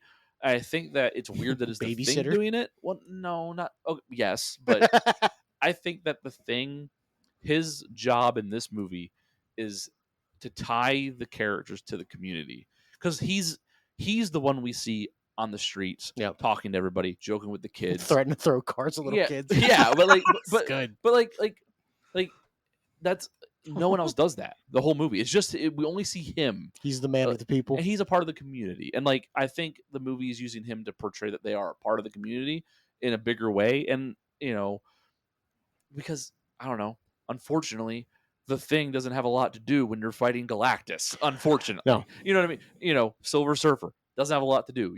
They could have wrote things a little bit better to make that work, and we can dig into that. There was very little clobbering time. Yeah, and you know what? Unfortunately. I think that the ending could have had a little bit more to do with him, but it's fine. But like, so he served more of a like them being tied to the community still, and I think that was cool to see.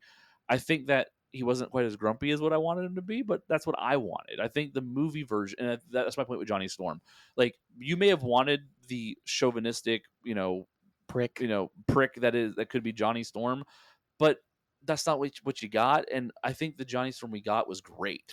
Dude, like, not to spoil it at the end, but like when he's going at Galactus, Oh yeah, and I was like, hell yeah, Yeah. kid, go Yeah. fucking get him. Yep. Because Yeah. I was like, do it. yeah. I 'Cause was I was like, like, okay, This would be so rad. This Yeah. is how this goes out. yeah. I was like, just fucking Yep. nukes him through the portal. Yeah, and like Yeah, and get like, it. It's just but like this version of Johnny Storm, I buy that. Yeah. I think if you take Chris Evans, Johnny Storm, and No. stick him in this movie, and that part happens, I think you're like, oh, okay, the tough guys, the tough cool guy is going to do something, do something Sacrifice. heroic. Okay, Yeah. I think it's eye rolly. I think this version of Johnny, it's like it makes Of so course, much sense of in that moment, course.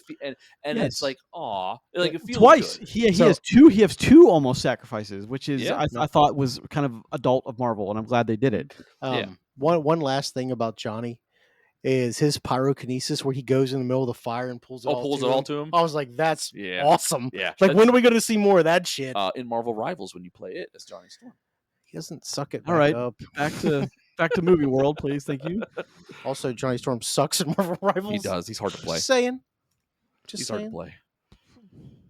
But yeah, so it's like the cast wise, I think they nailed it. And again, I'm not the biggest fan of Pedro Pascal right now, and just other stuff I've seen him in, but he fits here. I think Vanessa Kirby does fine as Invisible Woman. She's believable. Well, You know what I mean? she's the anchor. She's the heavy hitter of this one. I don't know if I like agree with you on in all aspects of the movie being the anchor. I think that they definitely wrote the film around her in moments. Well, Sure. that's what I mean. Is like she's the one that's Okay, given the heavier Yes. material, of course. Yeah, absolutely. But like, I don't think it's to the extent where I'm like eye rolling at Hollywood. You know what I mean? Yeah. Like, the rumors that this is going to be Supergirl bossy, those didn't come to fruition. No, it's Johnny- very family. Johnny Storm is straight as hell in this, which Yep. is which. I mean, not till the end, anyway. Well, Till the but end. still. But like, look, man, he was like, you see that hot alien? Hell yeah. she can fly, I can fly. We have a lot in common. Oh, baby. And then He's like, I no. just And then he does like the asshole thing. He's like, we had a connection. Buddy, you talked to her for 4 seconds. Like, you passed her for, like, going to the bathroom at the same time at a bar. Yeah. You had no connection. Creep. He's laying the foundation. I love even after he's having kind of he's the first time he's really flirting with her. He's like, so does the board connect it? Like, just stupid guy small Yeah, talk. no, and then he runs through that like 4 different times with him. He's like, I want everybody to know it's very important. The board is not part of the board. It's not. Yeah, I thought that was very tongue in cheek, but funny, and Yeah. it didn't overstay its welcome like a lot of like the goats. And It's a much better callback than the goat screaming. Yes. Sure. God damn, yes. But it was an intelligent, mature decision to put that in as a comedy, which a lot of this movie I think is intelligent and mature to an extent, and I want to give that accolade carefully because some of my greater aspects of this film are like with the Silver Surfer can go anywhere, do anything, and she's super quick, and you can't counter her, and you don't know where she's going to be. Is one of my biggest things with like giving the accolade of being this movie having slightly better writing than the Marvel movies we've known in the past couple of years. It's more mature, but they leave the coveted kid on its own by itself for many hours of this film, when the Silver Surfer can come and go as she pleases. There's not even a record that she was there. That's one of my biggest things, is you're having this thing that that the enemy wants, and you leave it unprotected in its crib in something in a room 4 rooms away. So some of this may be just your lack of knowledge of the characters involved, which is okay. Whatever the movie doesn't tell me, it doesn't exist. I don't know if that's a fair statement on your end, but I understand the statement 100%. So again, it's not your fault that you don't know these things. Like you said, the movie didn't tell you, but like there are things that the Silver Surfer is going to do and is not going to do for Galactus, and the Silver Surfer is the messenger boy. He's not the delivery boy. So it's like it's one of those things where there's a certain function that the Silver Surfer has agreed to. So, as the Herald, and that's what's going to happen. The emissary. Yeah. So it's like the Silver Surfer is not going to be the mustache twirly villain's henchman and go grab a baby for him. That's just not how it works. With that character dynamic, which again, you don't know that, and that's okay that you don't know that. And a lot of people are going to be in your same shoe at that. And yeah, I think Marvel could have done a better job of explaining it, which again, why I feel like we should have lived a little longer with the villains and did a little less of other things, and maybe not gone so wide with this movie, and went a little deeper with either the characters that we're seeing or the villains that we're paired up with. Because I think that you could have got a little bit more out of that in that regard. This movie easily could have been 15 more minutes, and I wouldn't have minded at all, because like this movie's paced pretty good. I agree with that.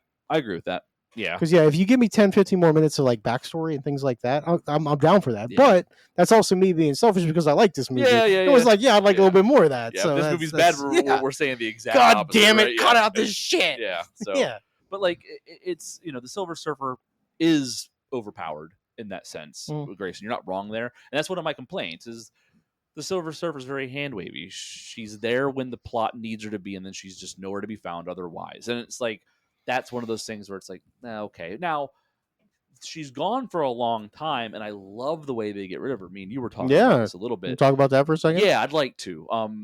So the Herald Galactus shows up, scares everybody, tells, "Hey, you're all gonna be dead soon," and then goes away, right? And, Bye. And the Fantastic Four, in opposite superhero faction, instead of saying, "Well, got to get ready for clobbering time," they go, maybe we go talk to this guy. Maybe let's go see what's up. Like, is he like pissed at us? Like, did we do something? Yeah. So like, they is it me? They just want to go have a chat. So they go to Galactus, faster of light, which I think looked fucking fantastic. That was on cool, screen. right? That was fucking cool. Their light drive being in space is cool. That they sync up with, like, I think all that sciencey shit is cool as hell. Again, I'm in a very sci-fi mode right now, and like all this like scratch a lot of itches for me. And so they show up to Galactus. They get their meeting with him, and things don't go well. It's not great. Yeah.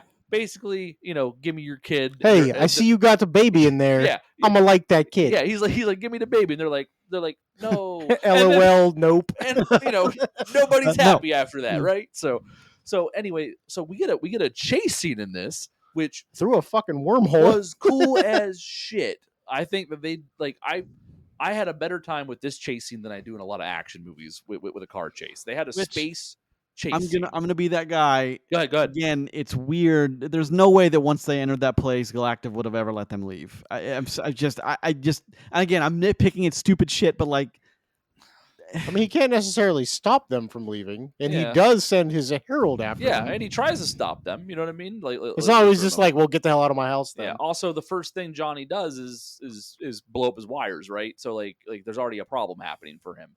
But like, so and Grayson, like I can give you a couple 1-2s afterwards, just like fill you in on some cool stuff that might ease your mind on some of like the decision making stuff here. But anyway, so like we have this cool ass space chase where like they go through a wormhole for for their faster through light travel, and like the silver, they're like, yeah, we made it, and the surfer shows back up. She's like, hey, and it's like, of course she can travel fast, yeah. And like they do this cool thing where she's like riding the waves of the wormhole, which I thought was just cool as hell. When she skims off the fire to the laser blast. Yeah, just cool stuff. And like they did some like two things happen in this that I really liked. A, they're shooting the laser beams at her, and they're bending because space time is bending, so it makes sense that it is. And I love the solve that Johnny comes up with to hit her once. By the way, it was really cool. But like that was a cool detail that I really dug, whether it's accurate or not.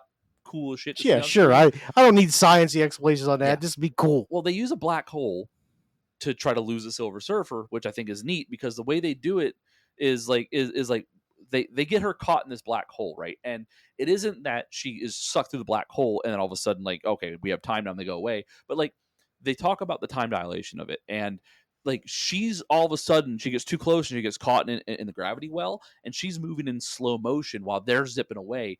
She's, because of time dilation, what's going to be seconds for her is like a month's worth of time for them. Sure, that's such a cool goddamn thing to throw into a movie like this for like a lot of people that just aren't going to make that connection. But like that was really cool. I appreciated that because that's an awesome detail.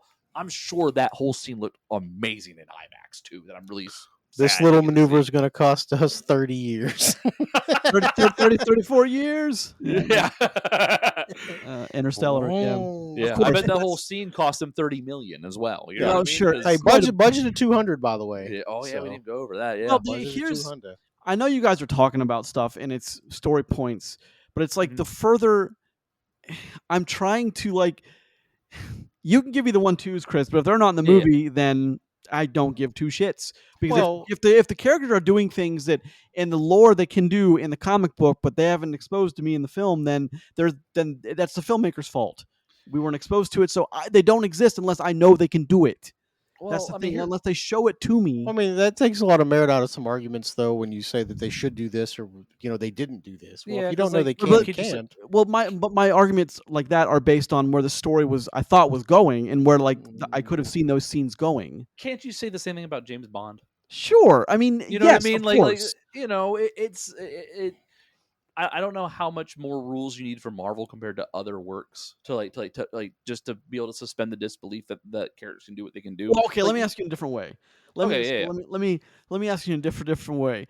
Do you think that a ship that was invited to land on a world-devouring entity that's traveling the galaxy, destroying worlds, and then allows them to fly out like an X-wing out of the Death Star? To me, it's like I just don't see that happening. Or, well, that tracks with now Galactus is a joke, because if Galactus can be stopped by, or let his prey get away and then stopped by one witch on Earth, why am I worried about what the Fantastic Four is ever going to go through? Because there's not a problem for anything. Well, I mean, he wasn't actually defeated, and two, he's not really stopped. Yeah. They pushed him through a portal. Yeah. Well, sure. Like he's still out there. Also, he wasn't defeated. Also, when they get away from him on the ship, they're not his prey. They showed up there to talk to him, and then things didn't go well. Yeah, but they're not his prey. The Earth is his prey. Planet is that's what he wants. He ends up wanting Franklin as well, or instead of. But he's good with either. So he is inevitable essentially. Either he's going to be given the child and then have what he needs, or he's just going to come take it anyway. Yeah, I'm gonna eat this whole planet. So he doesn't. And again, you're right. This is where things you don't understand because you haven't read any of the comic books or anything like that. Galactus, the reason why he has a herald is because he needs to conserve every bit of energy that he can. So he's already on making his way to Earth to consume it anyway. So he's not going to expend extra energy for something that he's going to get anyway if he makes it there. So he sends the heralds ahead to pick planets so he doesn't waste time and waste energy getting there.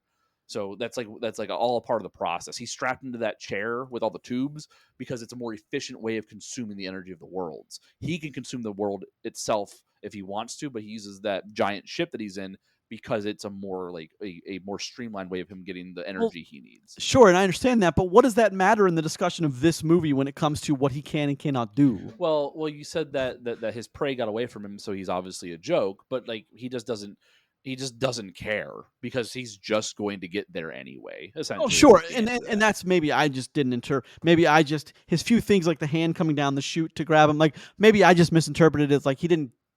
The filmmaker was saying he's not really trying because he's going to get him anyway. So what is it? Well, yeah. Why expend the energy now when it won't matter in some things 48 hours from now? Some things need to happen in a movie to be Sure, suspenseful as well. Sure, you know and what I mean? totally Well, Johnny did attack him. Yeah. Well, because like here's the thing: like when he's on Earth, I don't buy that they beat him either. You know what I mean? Like I'm not on board with that part of the story. But like, you know, it like they do. So like Marvel has to now deal with that. You know, it kind of in a similar way that you're talking, Grayson. Where like you know, sure, like now like you know they don't have to worry about anything because they beat Galactus. So what else do they have to worry about? well. You know, I feel they treated Silver Surfer like they treated Captain Marvel in Endgame. Well, that was the second of the two Avengers film. Yeah, back Endgame, to back, right? Okay. I feel like they treated her like they treated Captain Marvel. Is they just the power levels is so far off the scope that you don't bring Silver Surfer back until you have to, and then 10 seconds later they're gone. And that's kind of what I thought is like because you could have had I mean, I thought it was weird. I thought it was weird that Johnny was the one that talked to her because the link that they finally gave us, I thought, well, that would have been far more. I think that would have had far more of an impact with the audience with the critically receiving audience, mother to mother, about saving your child versus giving it up for the saving billion. It doesn't matter how many lives. Are you going to give up your child? That's and I thought it would. Yeah, I thought it would have been I thought it would have been Vanessa Kirby that connected instead of Johnny, but it makes sense that Johnny did because he's the one that was what started as like I want to learn more about this girl because she's super hot, and so he translates, which is I buy that. I buy the fact that he knows what she said in one sentence, so he can dissect the rest of what she thinks. I mean, linguists do that for lost language hieroglyphics stuff like that. That's what they do. So that's okay, fine. I can believe that. I'll even accept it. Fine. Word. And then he gives a good speech too. Like, take me. Like, I will be the herald. Yeah. I will do this. He offers himself. Well, he's a good uncle. Is what it comes down to. He's the best uncle. And in that speech he gives her about her back, like he's figured out her backstory and that she is a slave working against her will, but she has no choice to keep her people and her daughters safe. Her world was spared because she agreed to become the herald for Galactus. Right. That was what. Yeah. So she, again, you have that link there. It's like, I thought they were going to do mother to mother. Like, I'm not giving up my child. And I know you didn't want to give up yours. And I'm sorry you did, but we can help you get that child back. We can help save your world. And like, that's what I thought I would have. I guess what I'm saying is what you just said about, well, that's what you're saying about all these story decisions you're talking about is I would have thought it would have been, again, why I give the accolade of mature and intelligent with an asterisk is because I thought they would have worked with that more, use a Silver Surfer more than then bring her in for 5 seconds. Like, because then Johnny was going to make that sacrifice. As a matter of fact, I thought what was going to happen is Johnny was going to make the sacrifice, somehow get the kid, fling him back. Reed was going to catch the kid, and then Johnny was going to get sucked in the portal with. I thought someone was going in the portal. I thought someone was going, not Jack, but one of the Fantastic Four. Yeah. It's just, alas, how it happened. I'm just like, that's what you chose. Yeah, that's the route you go. And then what happens later is, I thought I was actually okay with, girl bossing and getting that done at a cost.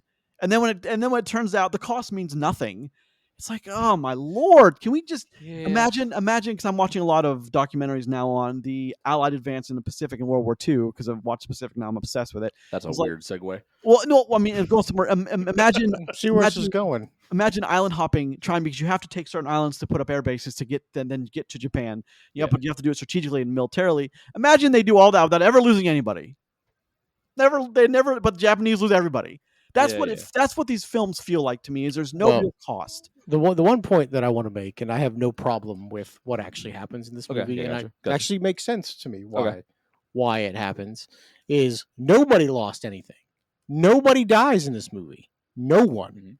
Not the big bad, not the Herald, not the main team. Mhm. Very little human casualties. Yeah. Like they go out of their way to make sure like they protected this earth to the best of their abilities. Yeah, I gotcha. Like that's, I mean, besides like collateral physical damage to things, you never see anybody die. Yeah. Like at all. We see one planet get annihilated. Yeah. We catch the tail end of that. That's it. Yeah. And I agree, and like, I agree with you on that point. Like the things like I line up with Grayson on some of this, like his points, but like with yours too. Like I don't have a problem with that there were no big sacrifices that had to mean something. It's a little eye rolly, yeah, but also it showcases the power that is Franklin and stuff, and that he has the power cosmic already, and like so like that's a big deal for a lot of reasons. And fans of the comic books, that's kind of a service to them because they know, Sure. like you kind of feel like you're in the know, being a fan of the Fantastic Four, which I think they deserve something too. So whatever, that's fine.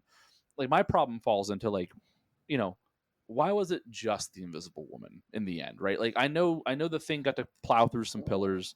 I know Johnny was going to give the sacrifice. Reed Richards is useless as shit in that situation, whatever. But like, almost got pulled apart like a string cheese. Yeah, well, you know what? Tough being tough. But like, it's like a string cheese. I think that like, why not have Vanessa Kirby's Invisible Woman be the one that is holding him back, which is impressive as hell to begin with because it's fucking Galactus, and like holding them back, but then like have the Thing come charging in and like jump off of a building, push him in, finish him off. To just give him one huge punch to the face, like the Hulk did to Ragnarok, at the same time that Johnny comes barreling in, and whatever, like have that all happen at once. So it's the team doing it still. So it's the Fantastic Four doing it, and not just, Vanessa Kirby with mom strength happening. Like there's a better way, in my opinion.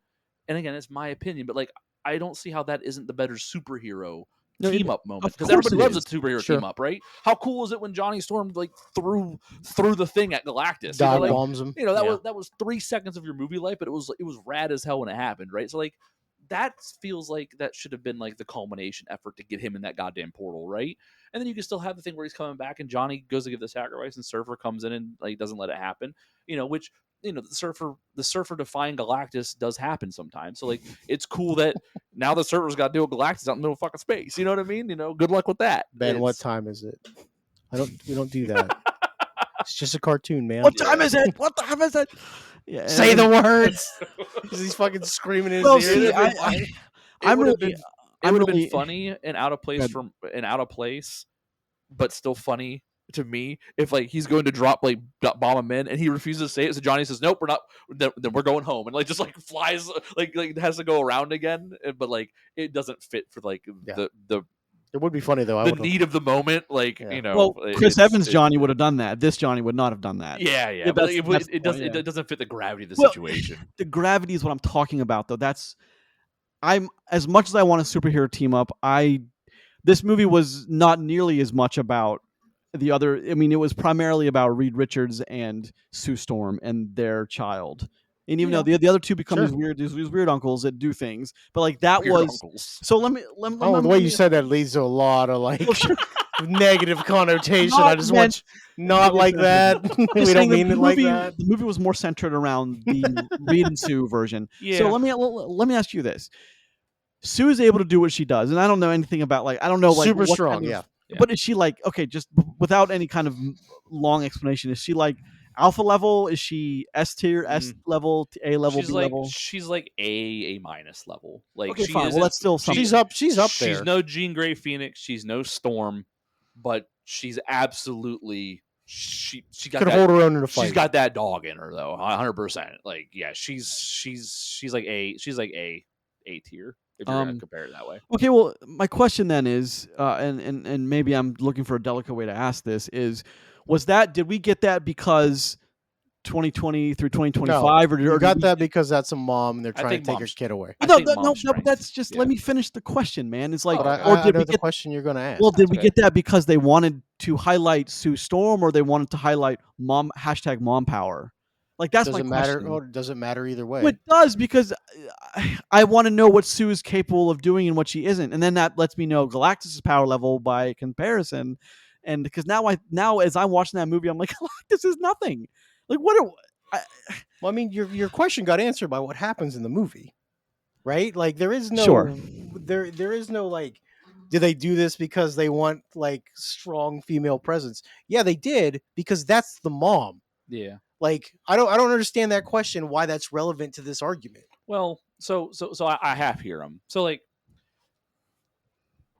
I think that comic book Galactus just laughs and squishes Sue Storm. You know what I mean? Probably, Like, sure, you know, and I get there's that. maybe a moment where he does the Thanos where like when Cap is like holding the gauntlet back and like and like Thanos has to like look at his hand in surprise, like what the hell? Yeah, like it And, actually happened. yeah. Like I think maybe you get that moment, and then Galactus just kind of like overpowers Sue Storm. But I think that the movie has to happen, and I do think I think it's a little bit of both. I think it's fine that it's a little bit of both. Of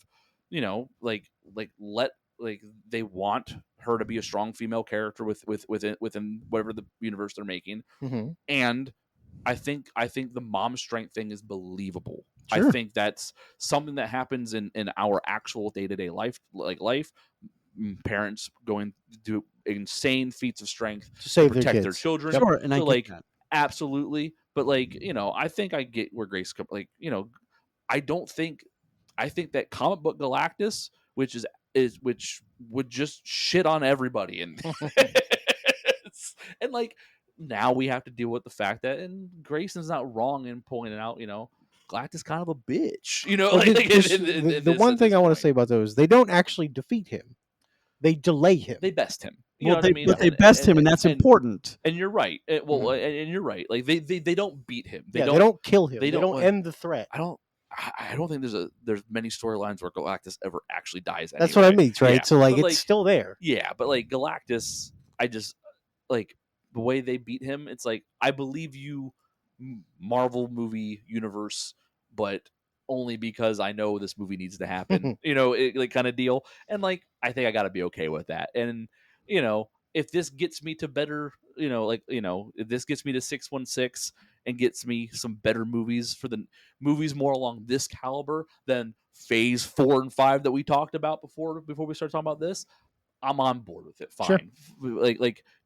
Don't show me Galactus again and expect me to be worried about Galactus. And I think that's kind of where Grayson's going, where it's like, you can't bring Galactus back again and be like, ooh, be scared now. It's like, but Why am I I don't scared? gotta Like, be. I don't gotta be, well, We'll that's just- my question is like the power. I can gauge power levels, and if I don't like characters that do things that they cannot do, that I know they can't do, that we know they can't do in comic books, besting other characters, just to me is like, then why'd you make the movie then? Why are you trying to give this portrayal of these characters if you're just gonna make it outlandish? It's What's so the funny, point? Grayson, that you don't read comic books, because like you would be the best comic book shop nerd to like talk about with things like this, because Sure. people well no, because like in the comic book realm, for people that like for that actually show up and talk about this, the thing that comic book readers use to compare is feats of strength. Yeah. And it's evident by the comic book that they can cite and like, hey, no, like they can do this because in this comic It happened they do. in this one. Like you're saying the same thing just in movie terms, and it's like, it's such a relatable thing for me to hear, because that's the whole discussion piece. It's like, could Spider-Man, can Spider-Man beat Black Panther? Well, Hit then, him with the well, actually. yeah, and like people go back and forth and will like find out if that's possible because of like from like issues of comics and kind of deal. So it's like you're not wrong in your thinking. It's just that I think because like I think kind of the same way, but in the movie realm, I have to accept that like, okay, like, as someone who does like these comics, at least to some degree, I have to go, okay, well, either they don't understand Galactus, and maybe this is just the Galactus I get, or maybe down the road 616's Galactus is going to be much more of a problem, because like they make it a point to say that Galactus wants to retire basically in this, Yep. right? So it's so like, tired. it's like so tired. maybe in the 616 version of Galactus is not quite in that point yet, and is maybe this is the enraged Galactus, the in 616. Maybe there's a Galactus in 616. There's a point where Galactus goes enraged by the hunger because it's become so much, and he's literally too much, and he destroys the entire like Marvel universe. So it's like there are different versions of this out there too. There's so much to say, but for the movie wise, I think that the villain was one of the weaker points. So we have a Galactus that got booped through a portal. That's just what we got. Yep. You know?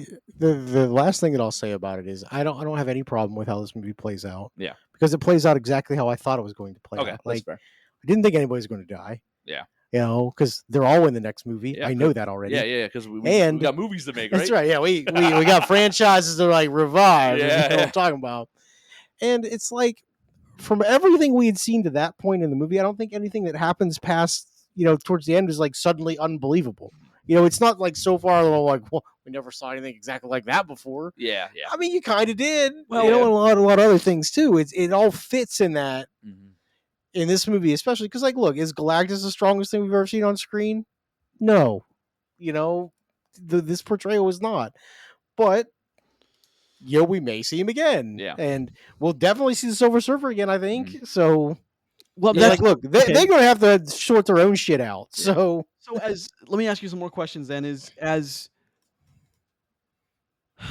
as smart as Reed Richards is, does he the know? smartest. Well, fine. Okay, fine. Even let's just say he's the smartest, goodest boy that ever did live. Let's just say that. In a I'll give you the smartest A2A. person. He's kind of a shitbag sometimes. Question for Just- you is Yeah. how does he like the idea with we're gonna transport our world?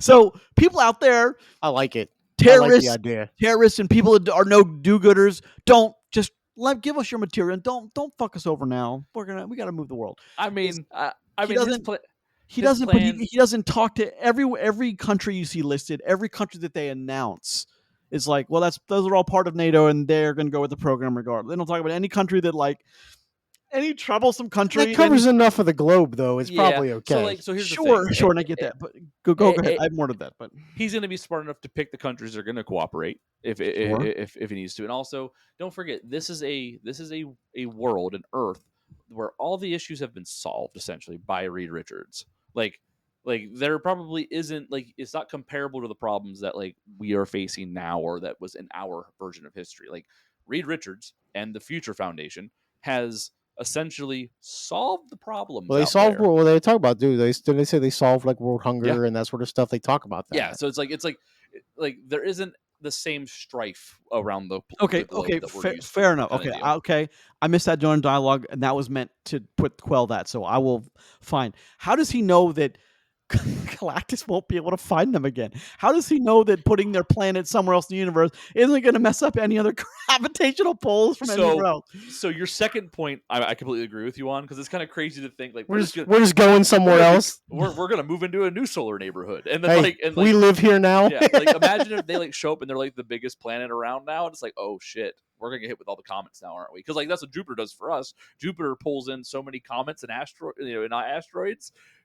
But like if we're the biggest, aren't we gonna get bumped? Like Yes, of course. there are things Just rolling up to a campground with a fucking RV and be like, "It's cool if I park here." yeah, that's what's happening. Like there's nobody else Yeah. around except one little Yeah. tent. I agree We're with gonna you. we're Park just gonna take this little We're gonna park right here Yeah. for a Yeah. couple Yeah, thousand years. on yeah. your point, Grayson, I 100% like it's kind of wild to be like we're just gonna show up here and hope everything's fine. I think maybe it's we'll deal with these next problems that when they come kind of stuff because like Galactus is the threat, so we have to solve this now. Kind of deal, maybe. Or is it like Galactus gets to where Earth was and just goes, Huh? I think "Hey, again- surfer, what the Go fuck?" well, Go also- find them. Yeah. Like again, if they're so far away, he's not going to spend the energy to go get them, and like they can see his path. Like when they mapped out the planets that were all taken, they followed a path, and the Earth was in the vicinity. They can see all these planets that are missing, right? Like so, like they know that they're gone.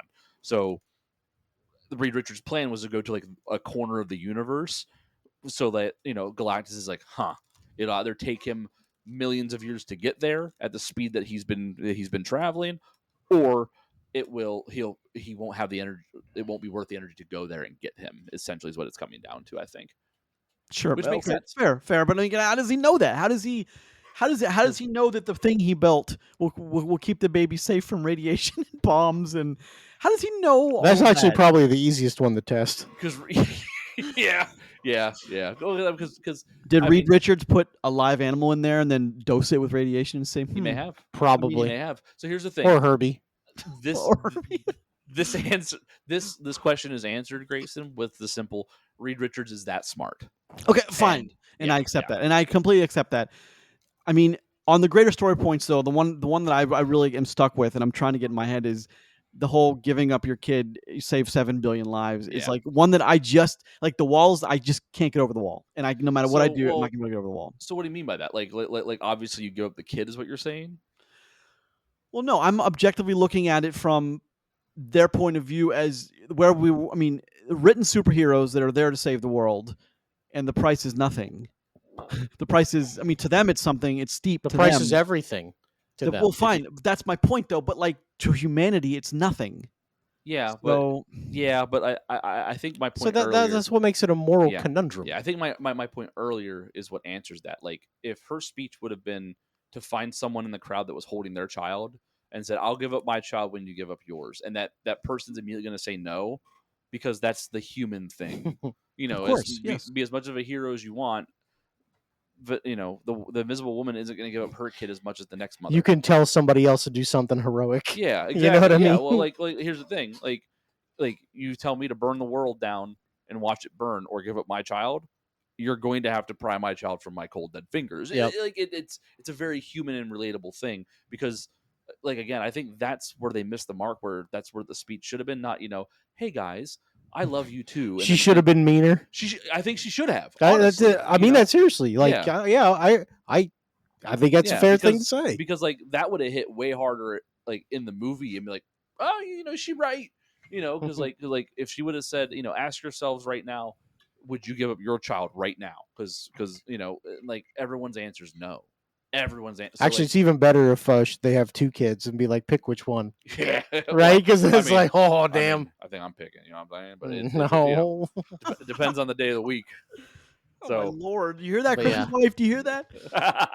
hey, she knows. Yeah. But it's one of those things where like I think there's a lot of validity to that, and it's very easy to say, well, they're heroes, so they would absolutely give up their child to save 7 billion. They're human, and I think that actually shows it pretty well, and I respect that, because I wouldn't give up mine either. So I'm like, of course they won't give up their kid. I think Grayson, I said it earlier too, I think it's stupid as fuck that Reed Richards tells everybody. That's what I don't. Like, that's another thing. I'm like, yeah, like, okay, so yeah. I'm like, there's no way he's think- gonna say what I think he's gonna say right now. I There's think no that's way. peak frazzled Reed Richards. Though. Yeah, I like get it, he's I off get his it. game. Like I know, he's really. I know. He's He's a new really dad. yeah. That like they he's still in shock from everything that's happened. They with didn't Galactus. they kind of got their ass beat. Yeah, and like he feels obligated to give to because like they haven't ran into a problem where like they didn't have the good solution. Yeah. So like now he's got to talk to everybody. But like again, Reed Richards is so goddamn smart. He wouldn't be like he would just tell him, yeah, everything's fine, and like he would walk away from the mic. At hey, first. all good. Thumbs Yeah, up on the a big inflatable thumbs up on the way out. The thing gives the thumbs up. Yeah. Like It's yeah, clobbering like time. yeah. I think that I have a bigger problem with that than the whole they didn't give up their baby thing. It's why would they ever tell them? It makes no sense. No. But they did the movie for them to all be mad at them. Sure. So, yeah. Okay. And it's pretty effective. Yeah. 100%. Very effective. Yep. Yeah. So I get that too. All right. Anything else we want to go over here? Final Grace, you got anything else? thoughts, guys. Final thoughts. I'll go first. On You final sure? thoughts. Okay. Yeah, So yeah, yeah. I will. Yeah. So again, this movie's pretty good. Okay. It's not a great film. I talked about a lot of things I have negatives with this movie, but all that being said, I was entertained throughout this whole film, even in the third act that I thought was mediocre with the way things went. I still had a good time watching the movie. I was excited. They do some stuff really well in this film, which I really appreciated. Had fun with the sci-fi things, and like all around, like all of the things I was worried about, because I was very worried about this movie. I was ready. I was so ready to beat the crap out of this movie, man. So, and like I got like, I'm happy that I'm not. I'm happy that I'm talking about this in a way that I enjoyed it, even with the caveats attached to it. I just want this to be the consistent form. Thunderbolts was okay. I wasn't as high on it as everybody else was, I don't think, like around, but like that's still a step in the right direction. and then they took this movie and did a good job with it. Mhm. I'm on board if they keep this rolling, and I'm happy to see what comes next. I think personally, and I'll piggyback off that a little bit, is I think Marvel's kind of in an okay spot right now. They're still reeling because Cat 4 stinks. Yeah. And like that really damages that part of the brand. But Mhm. back to back decent movies, Yeah. I think is a good thing. A lot of hinges, much like Superman. Not a whole lot hinged on this one because we knew no matter what we were getting more. A lot matters for like the next Avengers movie. This Like, creates a launch pad for yes, it really does. I really enjoyed this movie. I mean, like, look, I still think F1's the better movie that I've seen this year, Yeah, probably, yeah. and I mean that seriously. Yeah. But like we've had some decent good ones, and it's refreshing to watch a movie that kind of checked just about every box for fun, Mhm.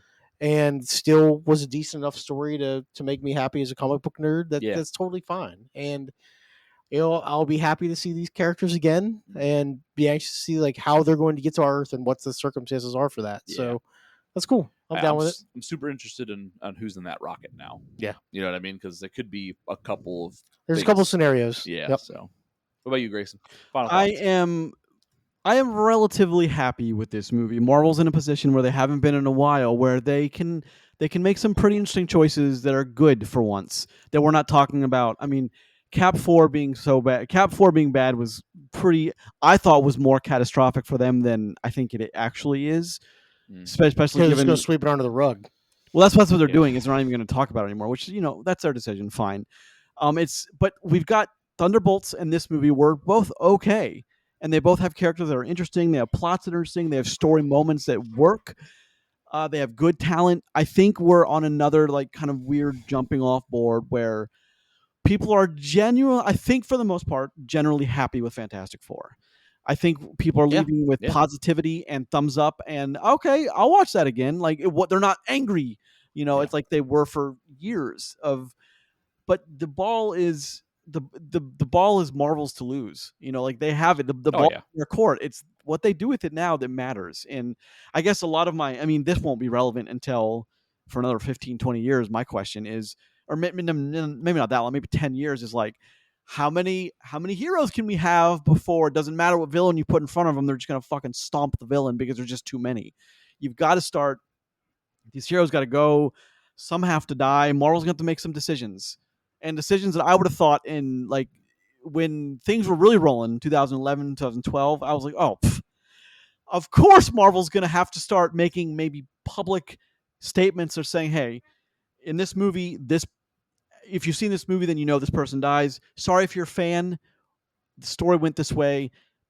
We know you love the character, please continue to read the comics, but this character in the film is now dead. It's gone. They need to start doing that. They need to start taking the numbers down because battles just war.